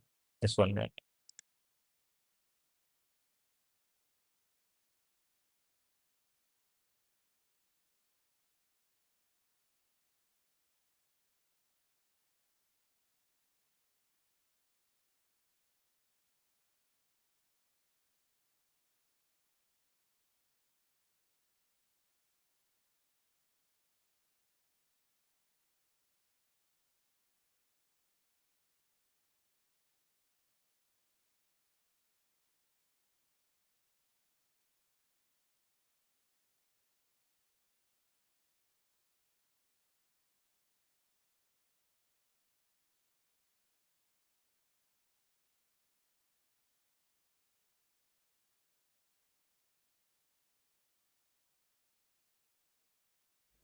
And yep, me back. And when will you go on 1600? I cannot say, but I think today is a contest, and I feel like today is a good day. I think I should give the contest only around 5, starts before 8. Wait, 22. Shit, no, this is too late. This is too late. I cannot give a contest at this time. That is 10 o'clock in the night. Okay, it's back to this thing.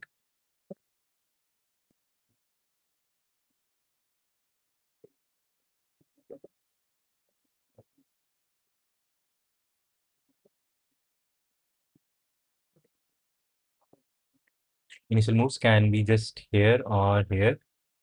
And since we don't want to go here, then the next move must be here or here. And now we could go here, here. Let's follow this path. The question that we are trying to answer is, can we avoid any given value from the whole thing, from the whole grid? We know that we cannot get on to every value, so we must avoid, there must be some value that we avoid. And yeah, can we just choose any point from the whole grid and say that we do not want its value and get all the other values and make this the one that we skip? sleep at 10. Yes. Can you avoid this? Okay. We are currently here, then we can go here or here, and then if we are here, we can go here or here. From here, we can go here or here. Whatever we choose, we will have to get to this cell, every cell around this.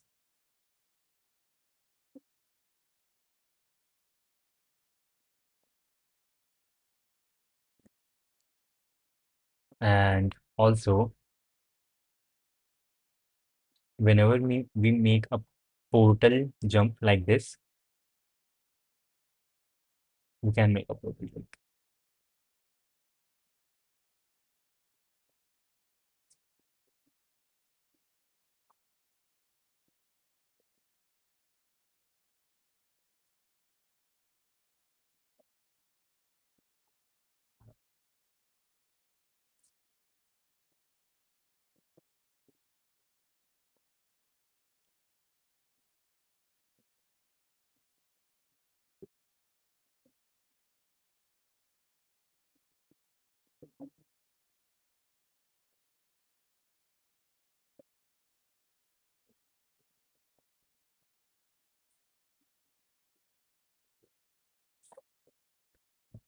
Can we just skip something, any given random value?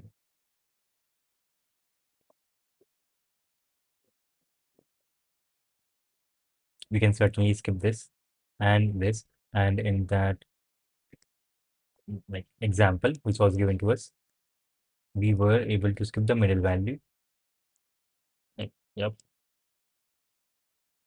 the example was like this, and we had 0 here and 10 everywhere else, and we were able to skip this. We went from here, then yeah, shit, down, and then right, and then yeah, like this, down from here. If you apply the same principle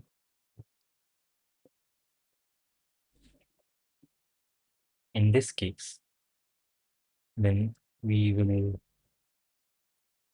cannot go down here because we will be skipping all of these values.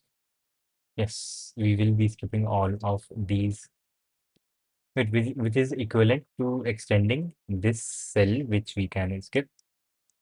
Yeah. And also, okay, so this can extend in this direction. It can just extend in other directions. Like this direction. Can this cell extend in this direction? And why would we even want to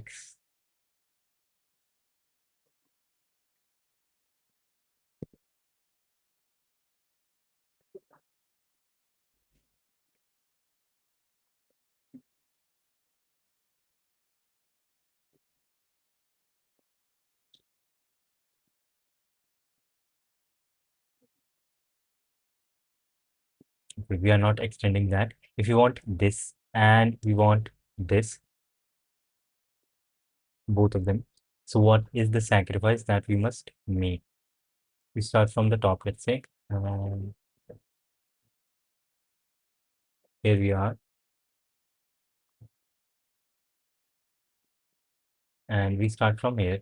If let's say I want this and I want this, then what would be the sacrifice that we must make? Go right. A, go right. Take all the values. Bottom right. Like this. Like this. And here, instead of going there, we will say we want this value. So yeah, we skipped this one. We can skip this. We can skip this singularly.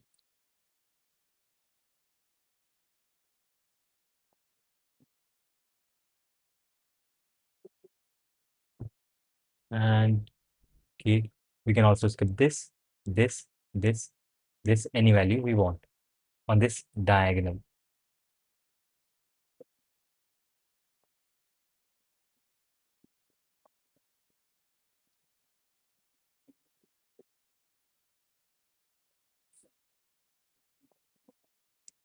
This makes sense. When we want to just skip one thing, we can skip any of these values. Okay, and we can look up which one is the minimum among these values, and we will skip the minimum one. But what if these are the maximum values and everything else is zero? Let's say this is like, all of these values are as big as possible and every other value is equal to zero. So we want just these values.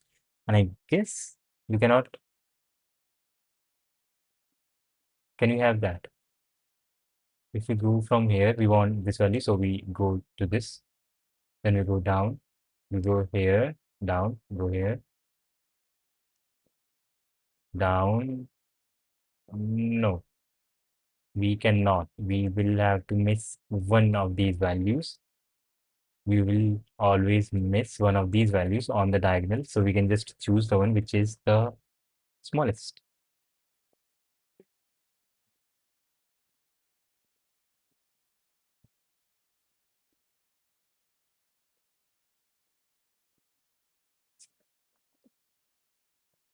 If you are here,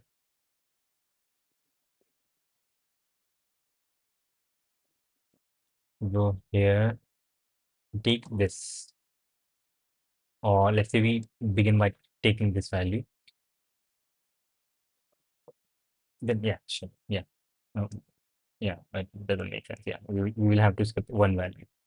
We can choose that one to be the minimum possible on the diagonal. Here on the diagonal, 2 was the smallest, we skipped that. Here on the diagonal, 0 is the smallest, we skip that. N is 200 at maximum. Why is N so small? Torus path.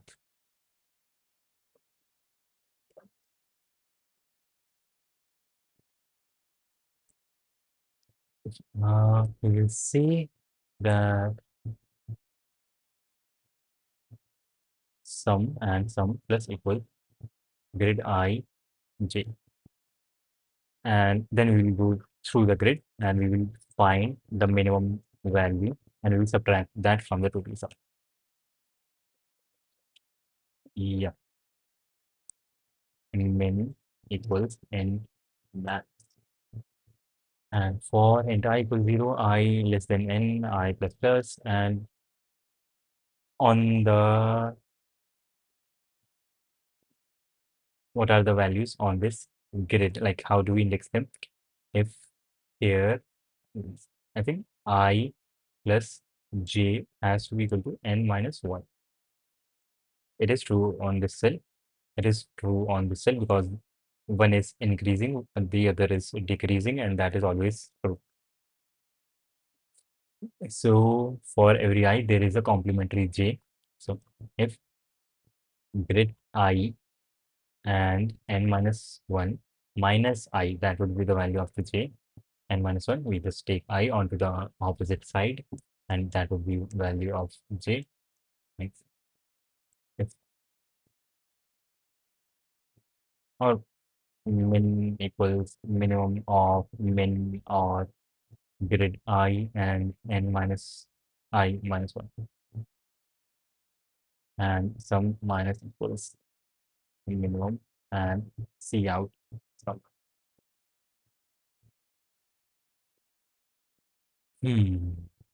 And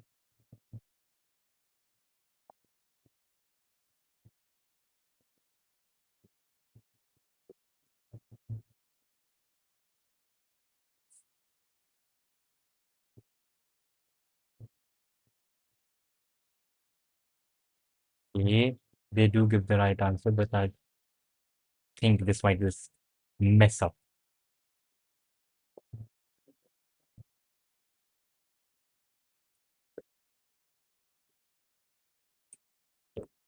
Okay, shit, that is exactly correct. Okay, shit. That is cool. That is cool. That is cool. I mean, 26 minutes, I think is cool. 26 minutes is cool. And shit, 8 to power 3. Nice. 26 minutes is cool. acceptable. He tourist path. Blood test. He is one of the ones. He's a nice human being. Look at him. He is from Saratov, Russia. State United States. State University. Saratov State University. And let's compare his rating with mine. And we must be close. Yes, yes. We are very close. So his starting is higher than my peak, which is, yeah, the difference is big. Means question number K, Taurus part. This was Southern and Volga Russian region. Note that you cannot visit all vertices on the anti-diagonal vertex. Okay, this is called anti-diagonal. Okay. Shit, so I was mispronouncing. This is diagonal and this is anti-diagonal. Makes sense. Okay, okay. New terminology. At the same time, let's prove it. Yes, how do we prove it? We didn't prove anything. We just, in our solution, we just thought this looks right and we didn't do any formal proofing. Let's see. Let's prove it. Since you are starting outside anti-diagonal, then the only way to visit something on the diagonal is to move from this would be like top, moving from the top. Yeah, moving from the top or move from the left. Yeah, moving from the top or from the left. In total, there are n vertices you can move from. It is vertices this 1 n minus 1, that is the this vertex right here.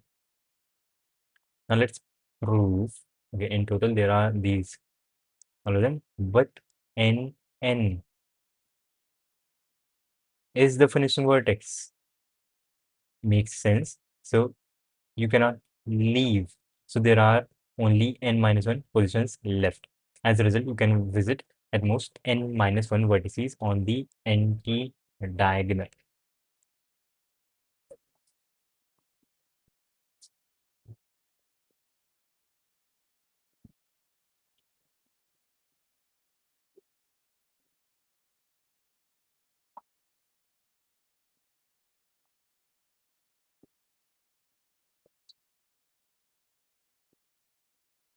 Okay, all of these places are from where we can go to the anti-diagonals, and this is from going to the anti-diagonal from the left, and this would be equivalent to going there from the right.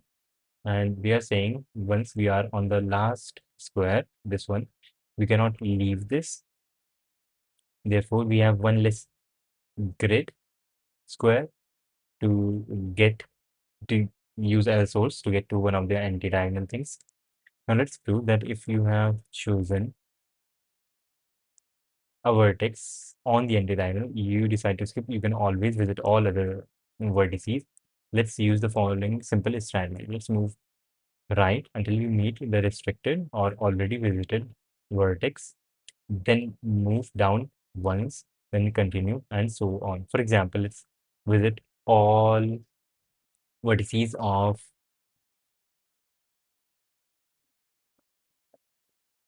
4 by 4 matrix except vertex 2, 2. The path would be the following, except this one, okay, of a 4 by 4 vertex. Of a 4 by 4 matrix, the path would be, okay, like, yes, okay. As a result, the answer is the total sum minus the smallest vertex on the anti-diagonal, it seems. I always get feared after seeing CP problem mathematics. I cannot even solve 800 rated. Sir, don't call me sir. And what to do now? Please reply. Will Java give Runtime. Wait, you were someone else was also asking about Java. Shit, that was you. My bad. Will Java give a runtime error if I do CP in Java? I mean, if you write wrong code, no matter what the language, you will get a runtime error. And yes, it will you will get runtime error if you are writing the wrong code. And there are a lot of people who are doing Java, CP in Java.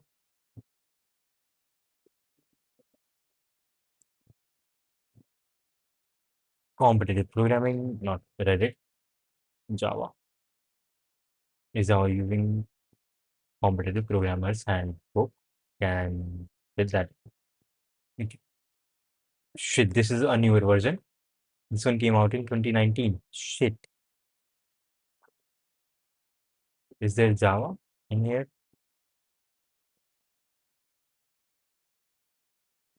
Ah, okay, only once here and then here. And 8% of the people use Java. Okay, you will be in top 8 already.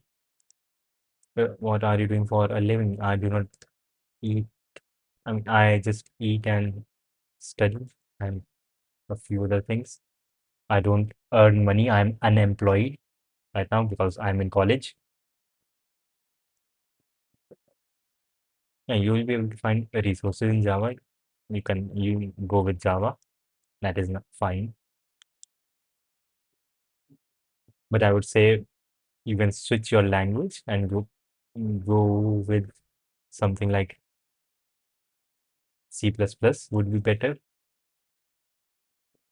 Java DSL. Yes, ask him about Java. Third year. I'm in my third year right now, fifth semester. We have done 3 questions, technically 2 questions till now. Let's do more. The humanoid or a smaller knowledge cards.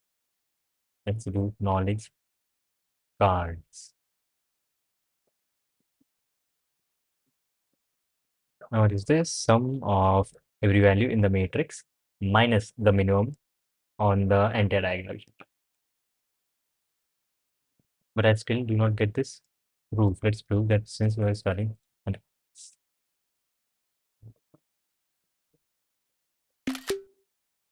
anti-diagonal, then the only way. Wait, do you hear when I take a screenshot? Yes, you do hear it. From NIT Jamshedpur first year. Shit, are you the one who messaged me? No, no, that is someone else. Don't learn Java if your goal is to learn DSA with some hard truth, I guess. I haven't used Java, so I don't know. How much time did it take for you to reach where you are in competitive programming? This is some 150, 111th stream. That is like I started in June, July, but I've been programming since the first year of college, on and off, but more seriously, starting from January of this year. Yeah, 2 years.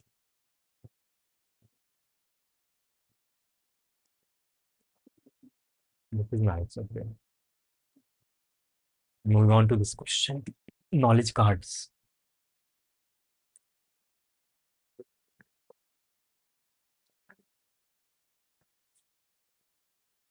7. Nice number.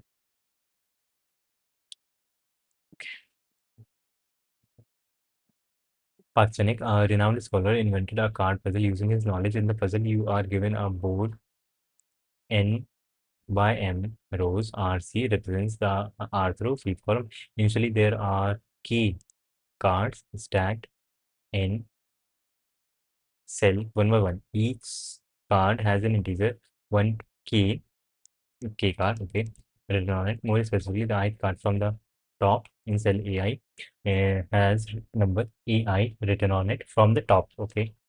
This is known. It is known that no two cards have the same number written on them, okay. Unique permutation. The numbers written are a permutation of integers 1 to k. All other cells are initially empty. You need to move the key cards to cell NM to create another stack of cards. Let BI be the number written on the ith card from the top. When the stack is on the last NM grid, you should create, is this like Hanoi? You should create the stack in NM in such a way so that BI equals, okay, whatever the required number is. In one move, you can remove top card from a cell and place it onto an adjacent cell, a cell that shares a common side onto an adjacent cell. Okay. If the target can already contain, if the target cell already contains one or more cards, you place your card on top of the stack. You must do each operation while satisfying the following restrictions. Each cell, other than the starting and the finishing cell, must not have more than one card on it. Okay,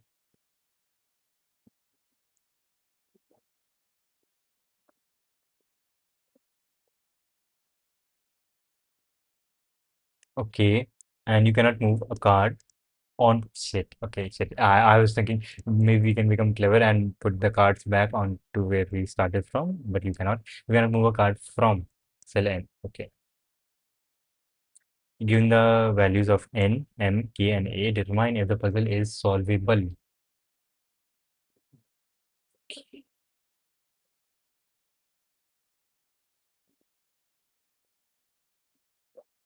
Tidak, tidak, ito, yatin.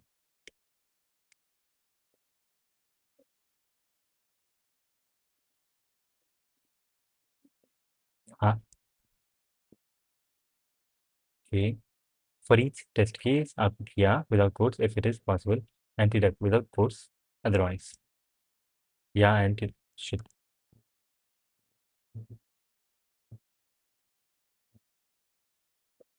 No, in Indonesian.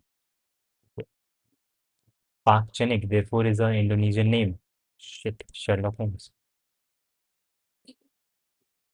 Dictionary. Check Discord. Shit. Tower of Morning, kind of. I think CP would be better as it is a bit safer. Okay, let me do the question. Then I will interact.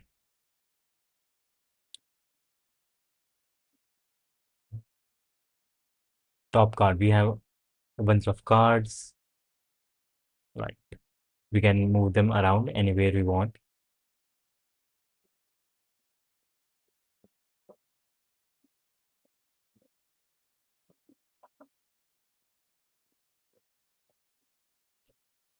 And in total, we have n into m minus 2 squares left. And the first card that is required on m on the final thing. K integers, this is this, and wait.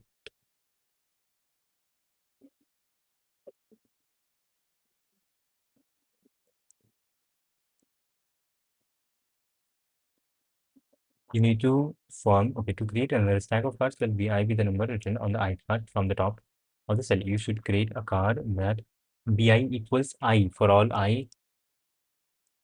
Okay, so therefore the smallest, the highest value card is here, exactly kind of like Tower of Hanoi.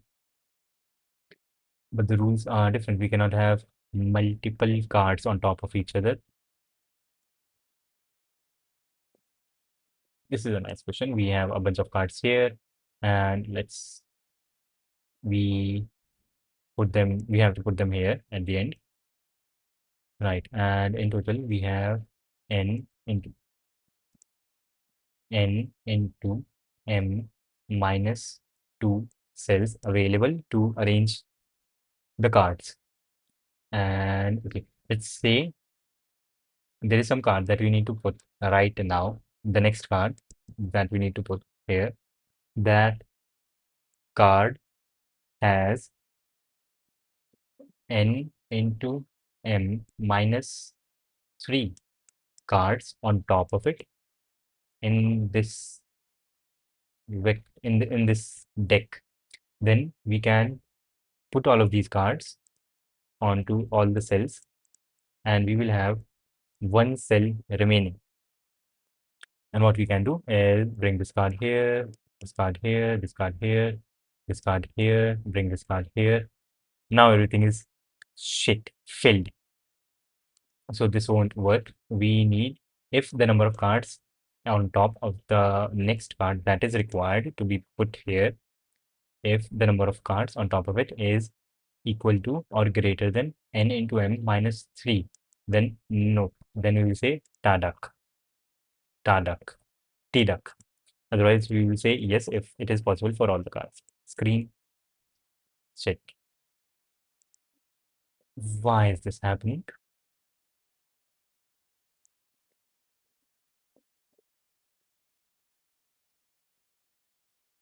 So thank you for pointing it out.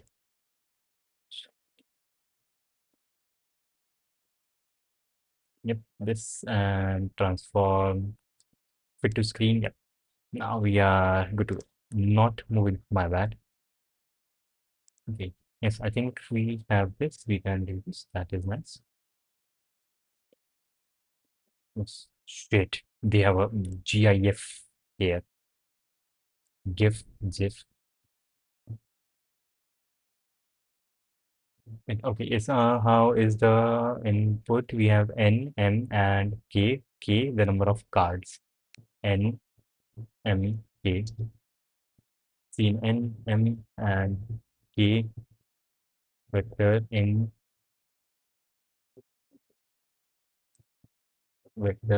A size A plus 1 for int I equals 0, I less than n, I plus plus, and we are saying that AI would be the position from the top the of from the top for the I card, and I is 0 index. Let's make I 0 index.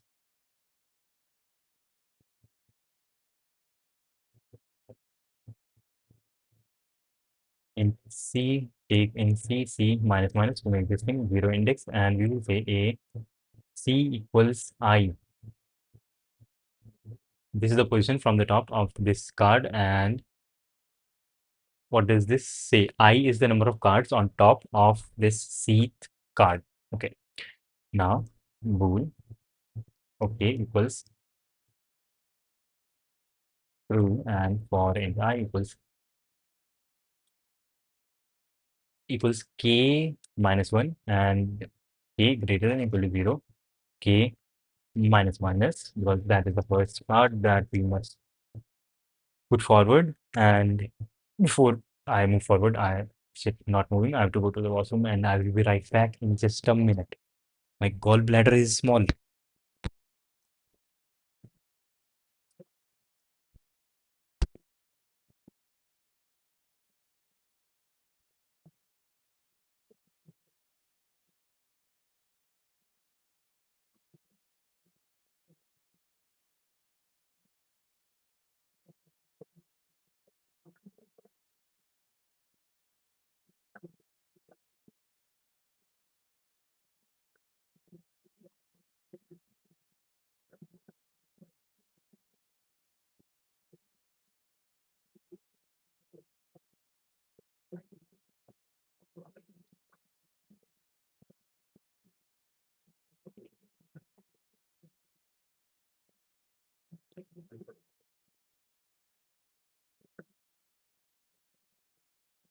And me back, and is it gallbladder? I think it is called bladder. Gallbladder is the liver juice thing, bile juice. Okay. Here the number of cards, if the number of cards on top of this ith card, and also in rem equals, we don't need rem. Let's use rem. It is nice. Shit.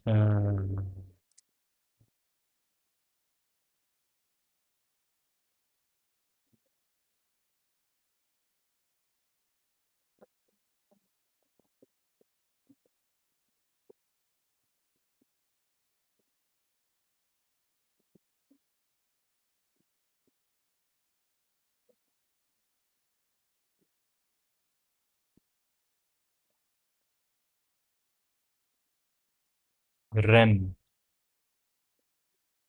That is how many cards we have already removed. But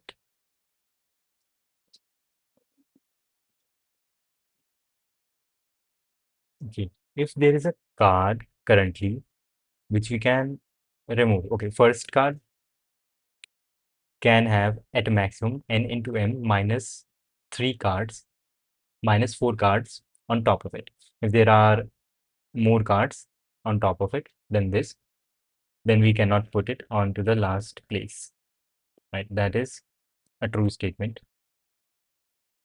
And after that,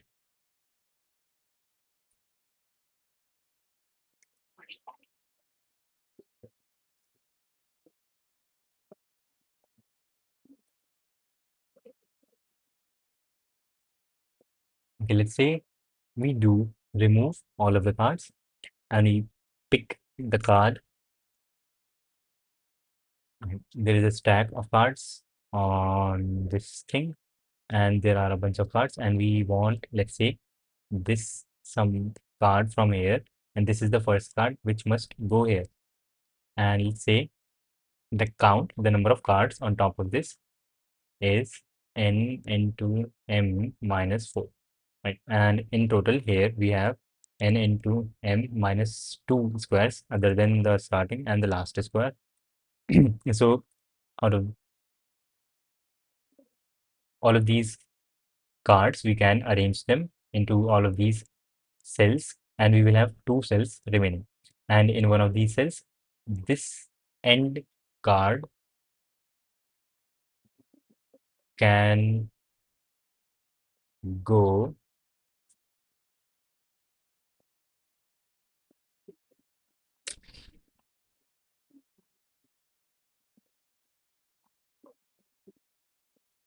This ending card can go in one of these cells. Now we only have one cell remaining, and let's say everything else is filled up, and we can just move this empty cell wherever we want, and therefore we can move what if the card on the if the card that we want to put here is on the table and we have a empty cell as well on the table, we can always put that card on here.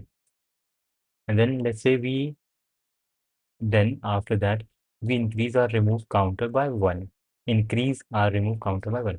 And then if there is some card that we want to remove which is above here, well, since we can remove this card, then we can always remove all the cards which are above it by default. But for all the cards below, since we have removed one card from top, then we can do like among all the cards who were initially on top, we can do that count of cards which were initially on top minus a rem. And yes, this would work. This would work. This would work. This would work. This would work. This would work. So yeah, using rem is fine.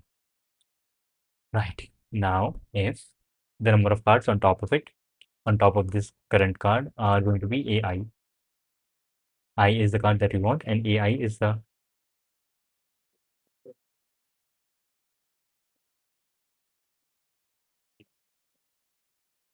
AI would be the position from the top of the current card C. Yeah, so yes, we want the I card to be right here, and the number of cards on top of AI is this number. We do minus rem. If this number is greater than, let's say, n mx equals n into m minus, and n and m, what are the maximum values for n and m? 10 power 6, so that can be a very big number. Instead, we should make this a long long and say who is long long. So the whole thing is long long, or much better would be to make this a long long. Integer, a integer is fine. Right. And now, if this thing is greater than mx, and not just not 2 here, but 4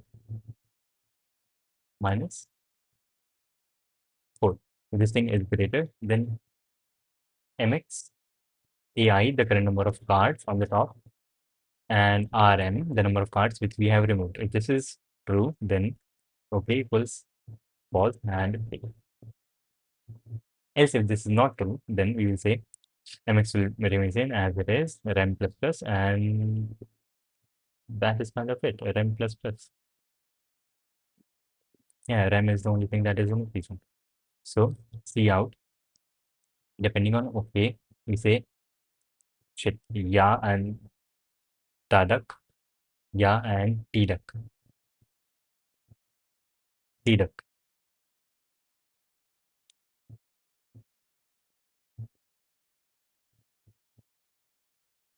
with a new line. Okay. Application, binary,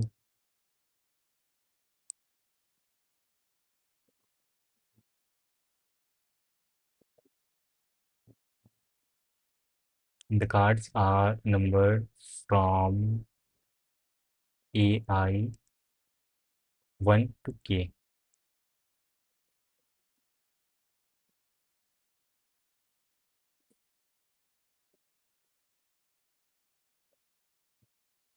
1 to K cards are numbered from 1 to K, and after taking K,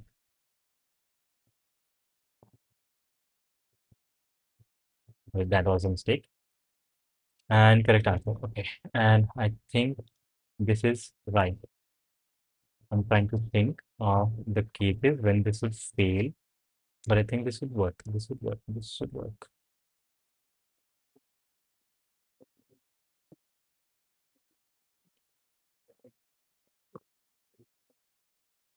Yeah, this should work. Why? Because the argument which I gave here, I think that is proof, even proof enough that I think yes, this argument that I gave here, that is strong enough to be a proof. And now if this fails, after me saying calling this thing a proof, then yeah, that would be nice.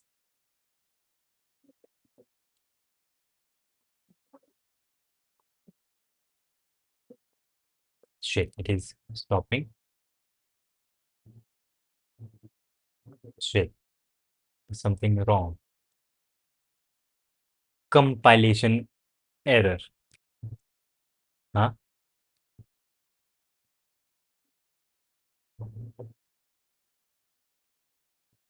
Shit, I miss wrote something.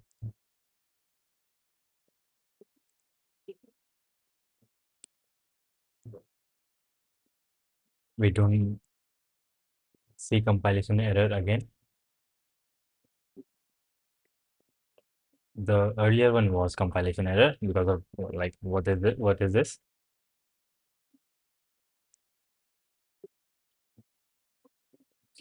Running on, but why is it so slow? Is this something wrong with code forces or something is wrong with me? But this is too slow, but the time complexity is fine. It's like, yeah, completely fine.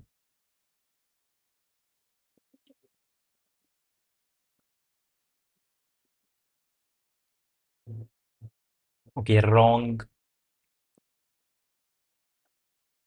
answer.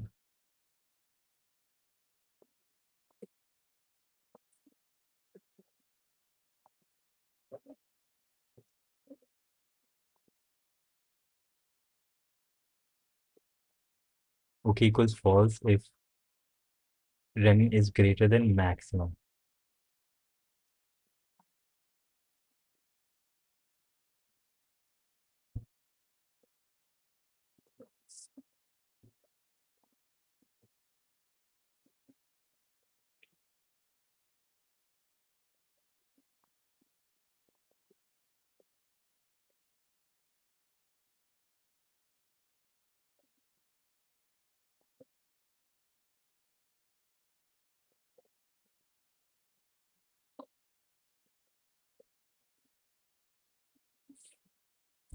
AI minus rem.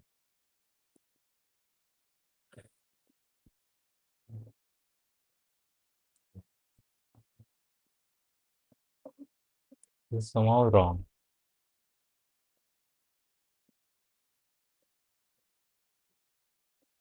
N into m minus 4.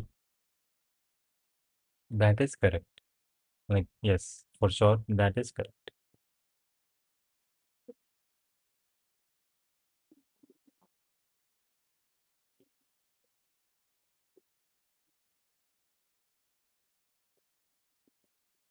And if the whole table is filled, if we don't have any like empty space to move cards around, then we can only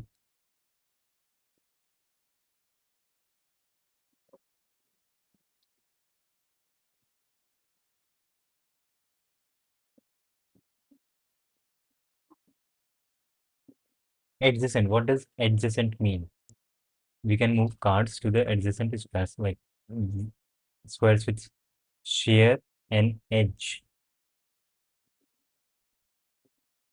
In one move, you can remove the top card from a cell and place it on an adjacent a cell that shares a common side. Okay, side, not diagonally adjacent. If the target cell already contains one or more cards, you place a card on top of it. And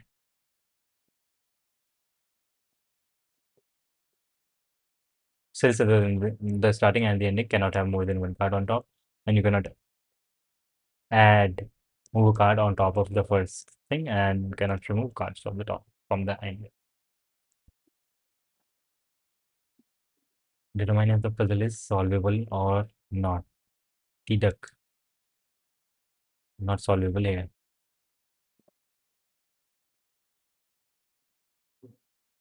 Wait, why is this not solvable here? Size is 3 by 3 and not solvable. Not solvable. This makes sense.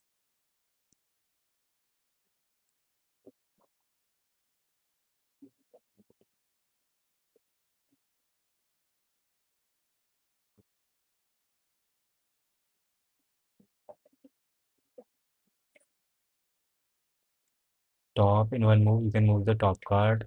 Okay, there's some mistake with the logic. This whole part is quite good. On top of the C card, there are I different cards. Yes. For the card which is at the top, I is equal to 0, which is correct.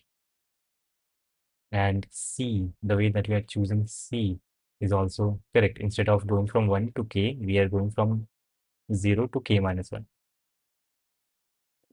Yep, from 0 to K minus 1. And Boolean, okay, initially we are supposing that this thing is true and remove the number of cards which we have removed initially is 0. Like we have put on to the final deck, it is equal to 0 and maximum. This is the maximum number of cards which can be present on top of a card. It's AI is the number of, for the ith card, there are AI number of cards on top of this. And since we have already removed REM cards, well, and the claim is that all of these REM cards are on top of AI.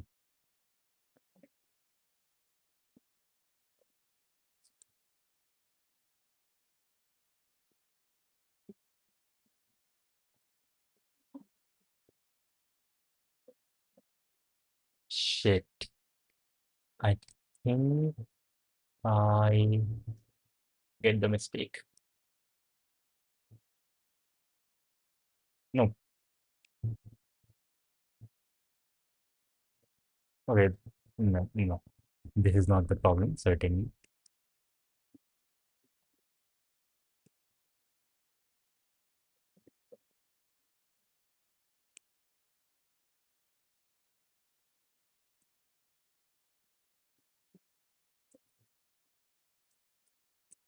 RAM can be at maximum 10 power 6, and for this to be underflow, AI would have to be 0, and RAM minus 0 would not be very big because 10 power 6, 0 minus 10 power 6 is not a very big value.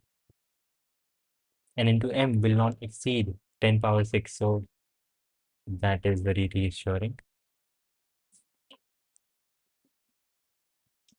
And yes, the claim is that all of these RAM cards are on top of AI, of the ith card, because let's say the let's say yes, among the whole stack, this is the stack where we have a bunch of cards, and there are some cards which we have removed. Let's say we removed this card, this card, this card, right? Yeah. And the claim is the ith card is the claim is not that it is here, but the claim is that we can without error do AI minus RAM, because let's say this is the card which is the lowest card which was removed, and if I is lower than that, below than that, then of course we can do this. We can subtract, right? Which is, yeah, nice. But if I card is in the middle somewhere, then since there is a card below it which we have already removed, then we should be able to remove this one also. That is the thing, right? And that makes sense. I don't know why this went wrong. RAM equals 0 initially, and mx equals n into m minus 4 long minus 4. That claim might be wrong, since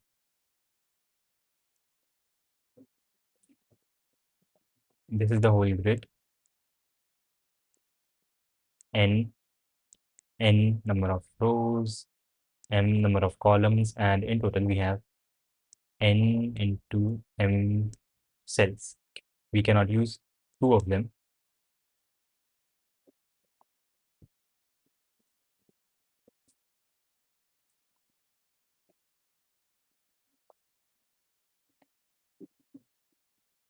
We cannot use two of them.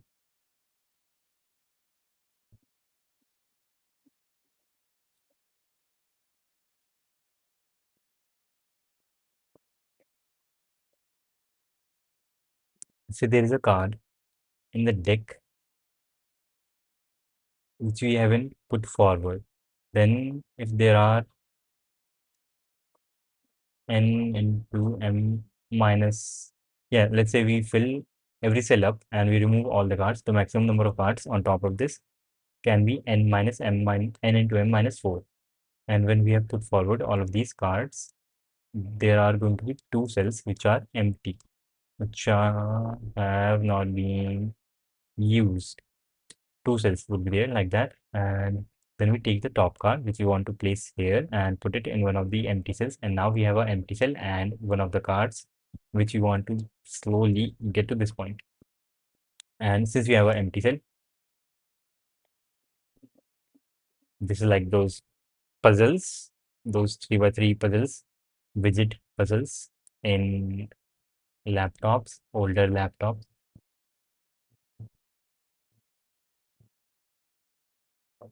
Windows widget puzzle. Yeah, this one. Exactly. This is what we are dealing with. This is what we are dealing with. When there is an empty cell, then we know we can always move anything anywhere else does not matter unless we are at the bottom card.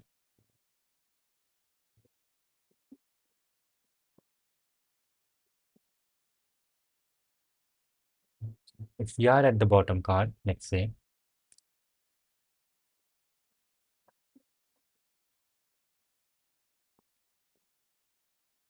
then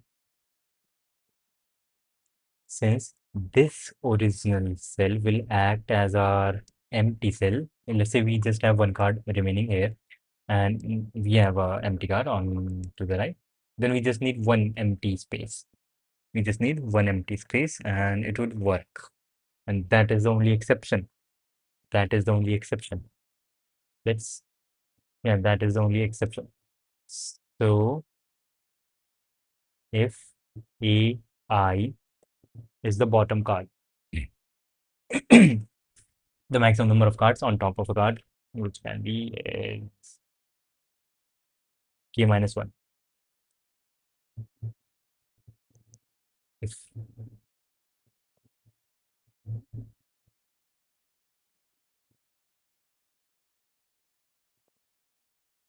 yeah, that is yes.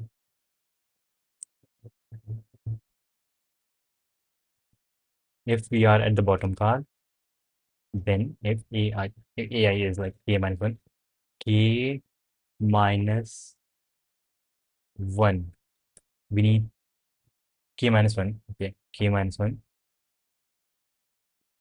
we will have every card onto every single position. There are in total k cards, and we have removed a rem number of cards. This is the total number of cards on the whole thing, and we need just one empty space. So this number is greater than mx plus 1. Mx plus 1,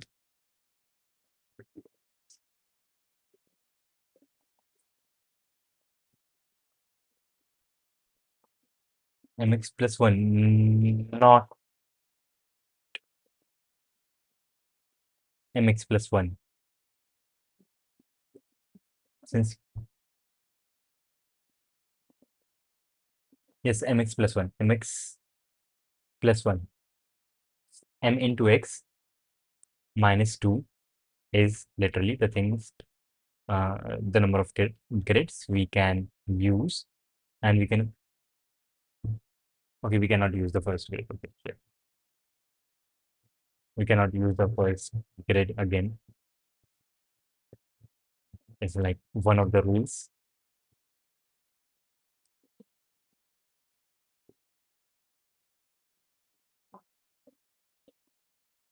Yes, we cannot use the first grid again for putting cards there. That is, yeah, you cannot move the first cell in the grid. You cannot move a card onto cell 1 1. 34.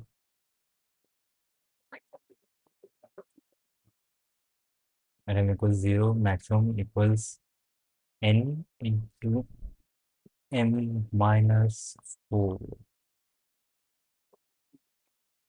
I literally cannot see what could be wrong with this. Literally, figuratively. A long size is A. We take in C, and we say that above the seat card, there are I cards on top of this. And then we are checking AI. We need the ith card right now. That is how we are going. That is how we are going. We need the ith card right now. First, you will get the k minus 1 card, and you need to keep going till 0. And if AI is the number of cards on top of the ith card minus rem, the number of cards which we have removed. If this thing is greater than the maximum number of cards we can afford to have on top of the current card, then okay is not okay, false, and and else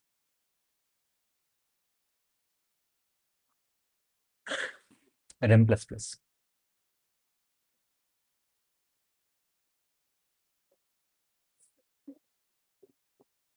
because we just used one of the cards.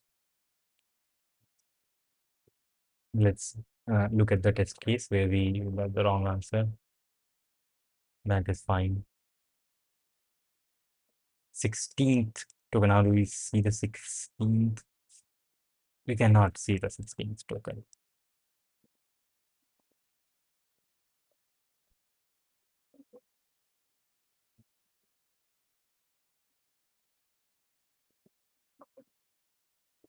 At least we can see expected deduct but found. Yeah. Okay, so it was not possible, but we said that it is possible. So we messed up with this number.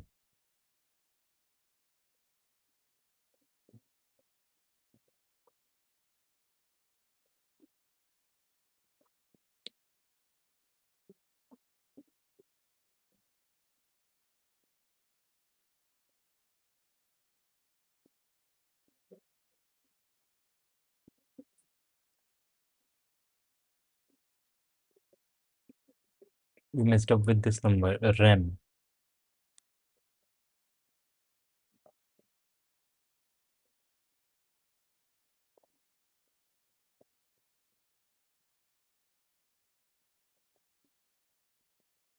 We said yes, but the answer is not yes. Rem plus plus. I equals k minus 1 and k greater than or equal to 0. K minus minus ai minus m. So this is greater than maximum.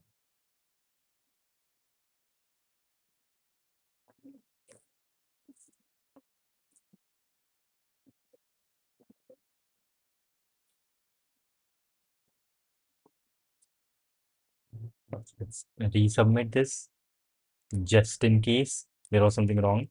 Yo, hello. You are back and we are still stuck.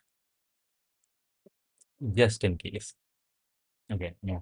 So, okay, yes. It is like yes, wrong. Bool okay equals true. Rem equals 0, maximum.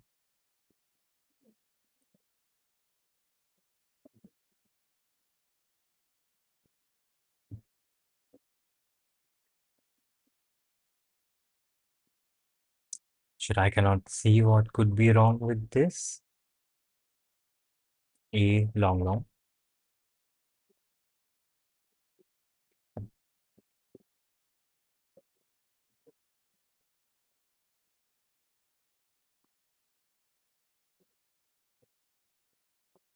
Yes. The way that we are filling this. Yeah. The whole code above this statement is definitely correct. This, I mean, x, are we making n x more than it can be? N into m is the maximum number of things that we can use, maximum number of cards that we can use. N into m is the total number of things on the grid, and we definitely cannot use two of them to store stuff. So we will do total number of things minus 2 first of all, and that would be the number of things that we can use, and then we are doing minus 2 again, because we need at least 2 empty cells to transfer our current cell from the starting grid cell to the ending grid cell. Along the,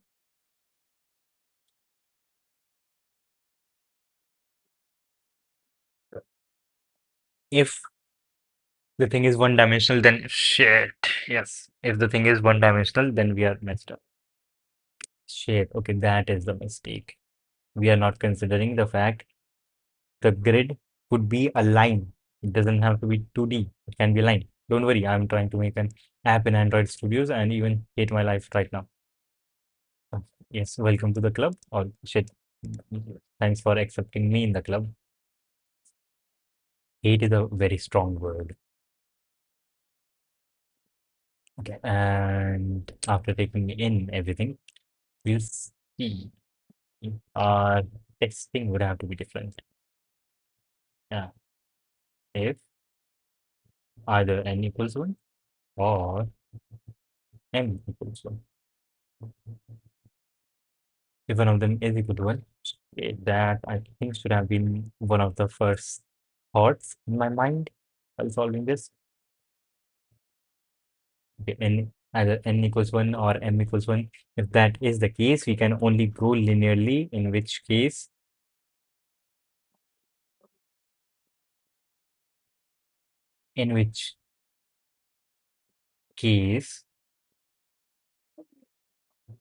the 10th, if k equals 10, then the 10th card should be at the top, then 9, 8, 10, 11, 12, so on. That would be one case. And another,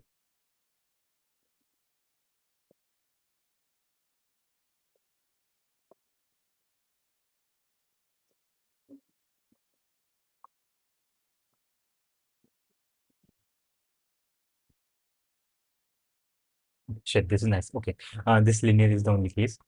And yes, this linear case is the only case. It seems to be messed up. If at least one of, mm, if both of these dimensions is at least equal to 2, then we can maneuver. Then we can maneuver. Yeah, then we can maneuver and do whatever we want. Yes. Okay. Yes, then we can maneuver and do whatever we want. But if the thing is one dimensional, then if k equals 10, then the 10th card should be at the top, and then 9, 8, 7, 6, 5, 4, 3, 2, 1. And how should the orientation is different on the camera. If AC, then E, how would this be?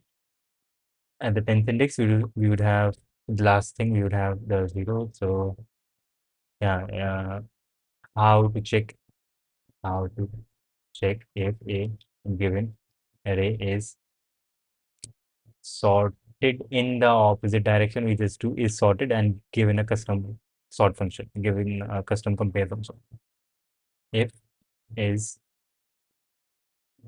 sorted a dot r n and a dot r begin. If this is sorted, then let's go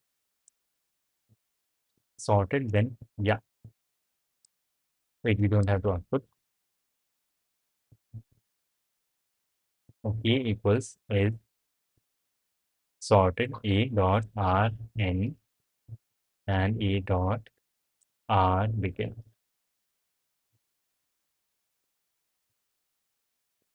R begin and then end.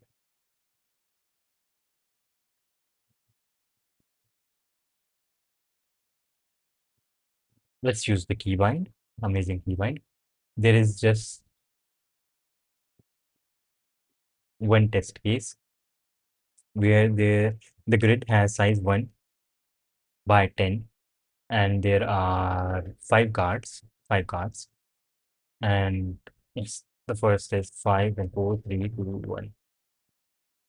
Yeah, then it is possible, which is correct. But if we have this one test case, size is 1 to 10 and 5 cards, and we have 5, 4, 3, 1, and then 2. Deduct, not possible. Cool. That seems to be the only difference. The error. Hello, my top 3 reactions right now. Why does it work? Why it wasn't working? And why is the okay. There was something else. Shit, yeah, there was something else. Shit. take some break. Yes, after this question. Breaks are for weak David Goggins. How to check if a bash variable is empty? Cool. Shit.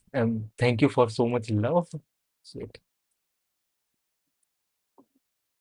Okay, shit. No, I right now I do not feel exhausted. I can go on for longer. And shit, I thought this was the right thing. And yes, I was checking that thing because I have written a greeting script. I would like to show program stuff cd bash and best d ever dot sh. And shit, the thing is not here. It is in dot zfxrc here. Yeah. If I am currently in tmux, then run this. Shit. If I'm currently not in tmux, then run this thing. Right? That makes sense. If I'm not in tmux, then run this thing. If I do zfxrc source dot zshrc, and yes, I am distracted right now. Source zshrc clears the whole screen, waits for 5 seconds, and best day ever, like for real, bro. This is real. Don't forget. And then, yeah, back to the question. Attach target speed. Shit, something is wrong for real, for real.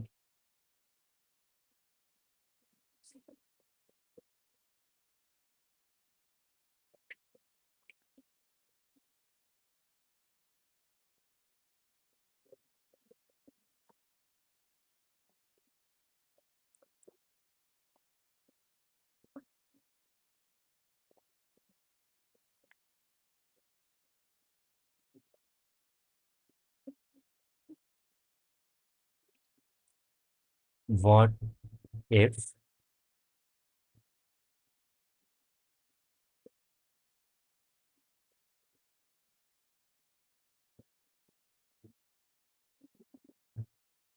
CMP compare? We have one test case, 2 by 2 grid, and 3 cards.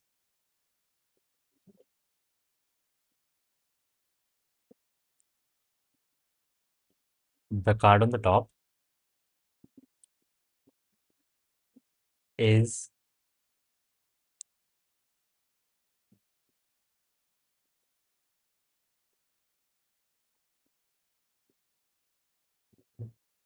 this is a Tidak. Tidak. Shit. Okay. I think now we might be getting error on some different test case. Yeah. Okay. Shit. We are getting on the same test case. Did I submit the new code?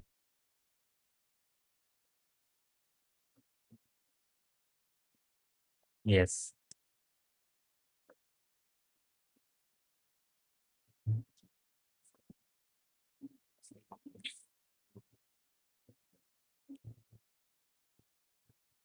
And yes, this would fail if the grid is 2 by 2 and we have 3 cards.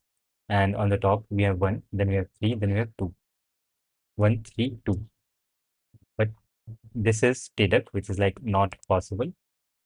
But the actual answer is yeah, which means possible. This is our 2 by 2 grid. And on the top we have 1, then we have 3, then we have 2. And here, yeah, we can put this 1 onto here, then we can take this 3, put it here, and then put it here, right? And so we have our 3 here, and we now want to put the 2 here. So we can put the 2 here and then here. So we have after 2, we have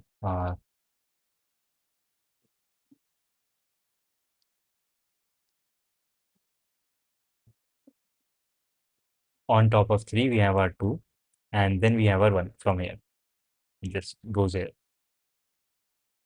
But here it says 0.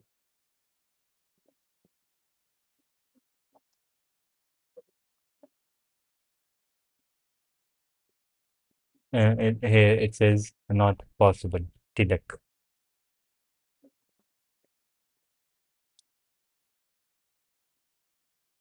So we have to make this solution even more general. Good job.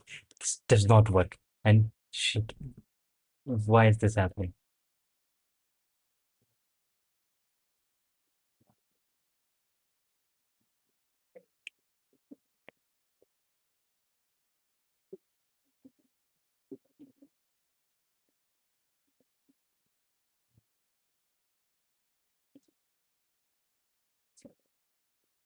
M equals 0, mx equals n into m minus 4.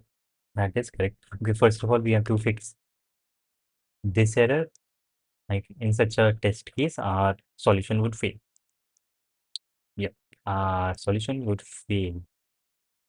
How do we test for this? Do we like add one more check here and check if both of them are if both of these things are equal to 2?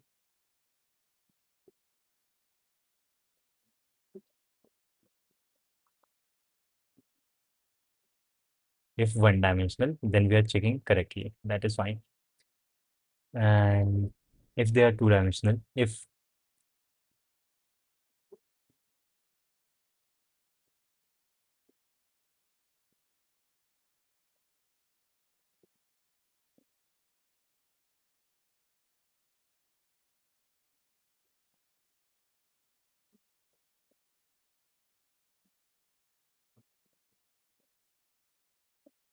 two dimensional, shit. No, no shit.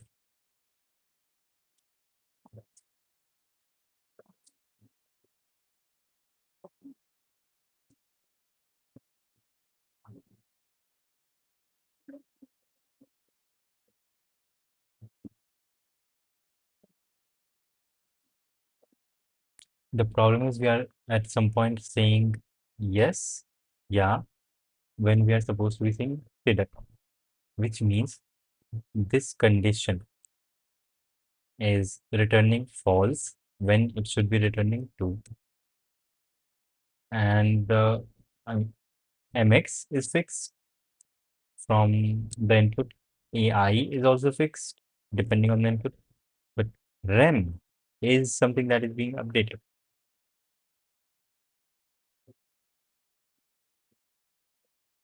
And we even came up with the logic why we can just subtract rem always and it would work. This would work, not it. Mx equals n into m minus 4 long rem equals 0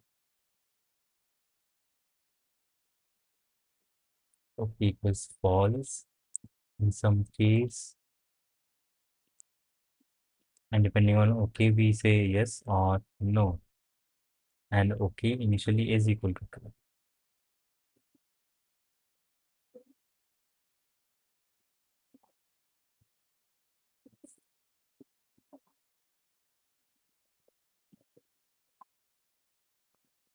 There is a logical discrepancy. Yo, hello, hello, and shit, 4, which is, yeah, this 2 by 2 is 4. Okay, let's add one more test case. Else if both of them are equal to 2, n equals n, and n equals 2. Both of these things are equal to 2, then n rem equals shit, shit. And after taking this, if n equals m and n equals 2, then we'll do mx plus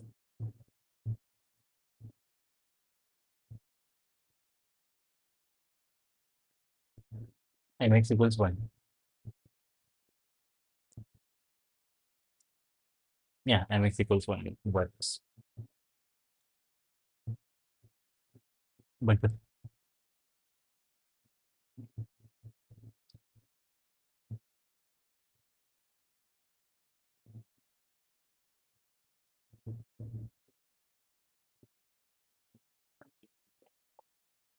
But the problem is this is not the uh, mistake because here we have only increased mx's value.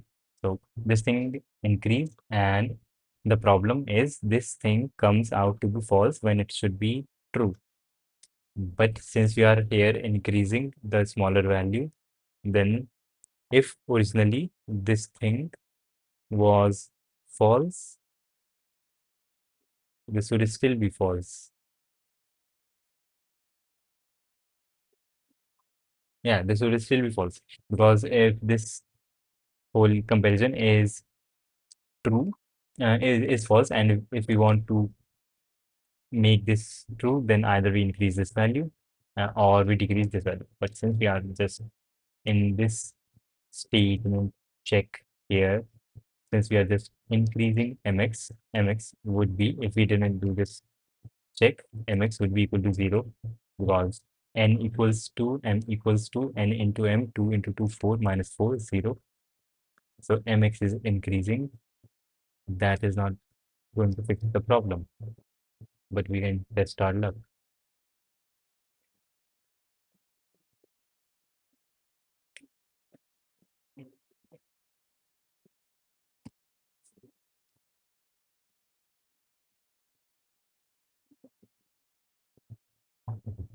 That is like two compilation errors.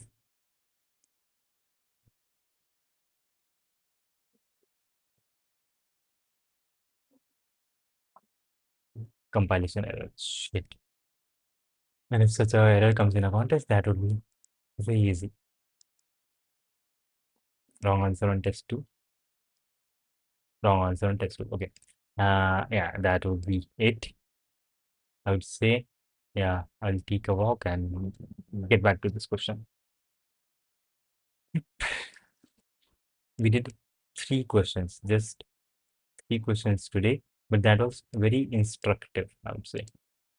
The questions were nice. We did this one, or A and knowledge paths we were trying to do, we are doing, and Torus path.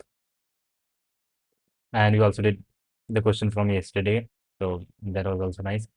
The question from yesterday took 1 hour, and yeah, it is right now 3 hours 34 minutes, 1 hour for this, so that is like 1.5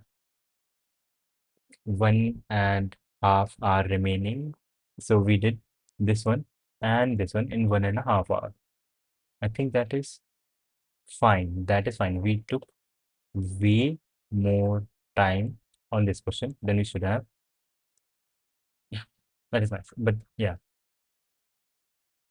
cool, cool. That would be it for today. Skip this version.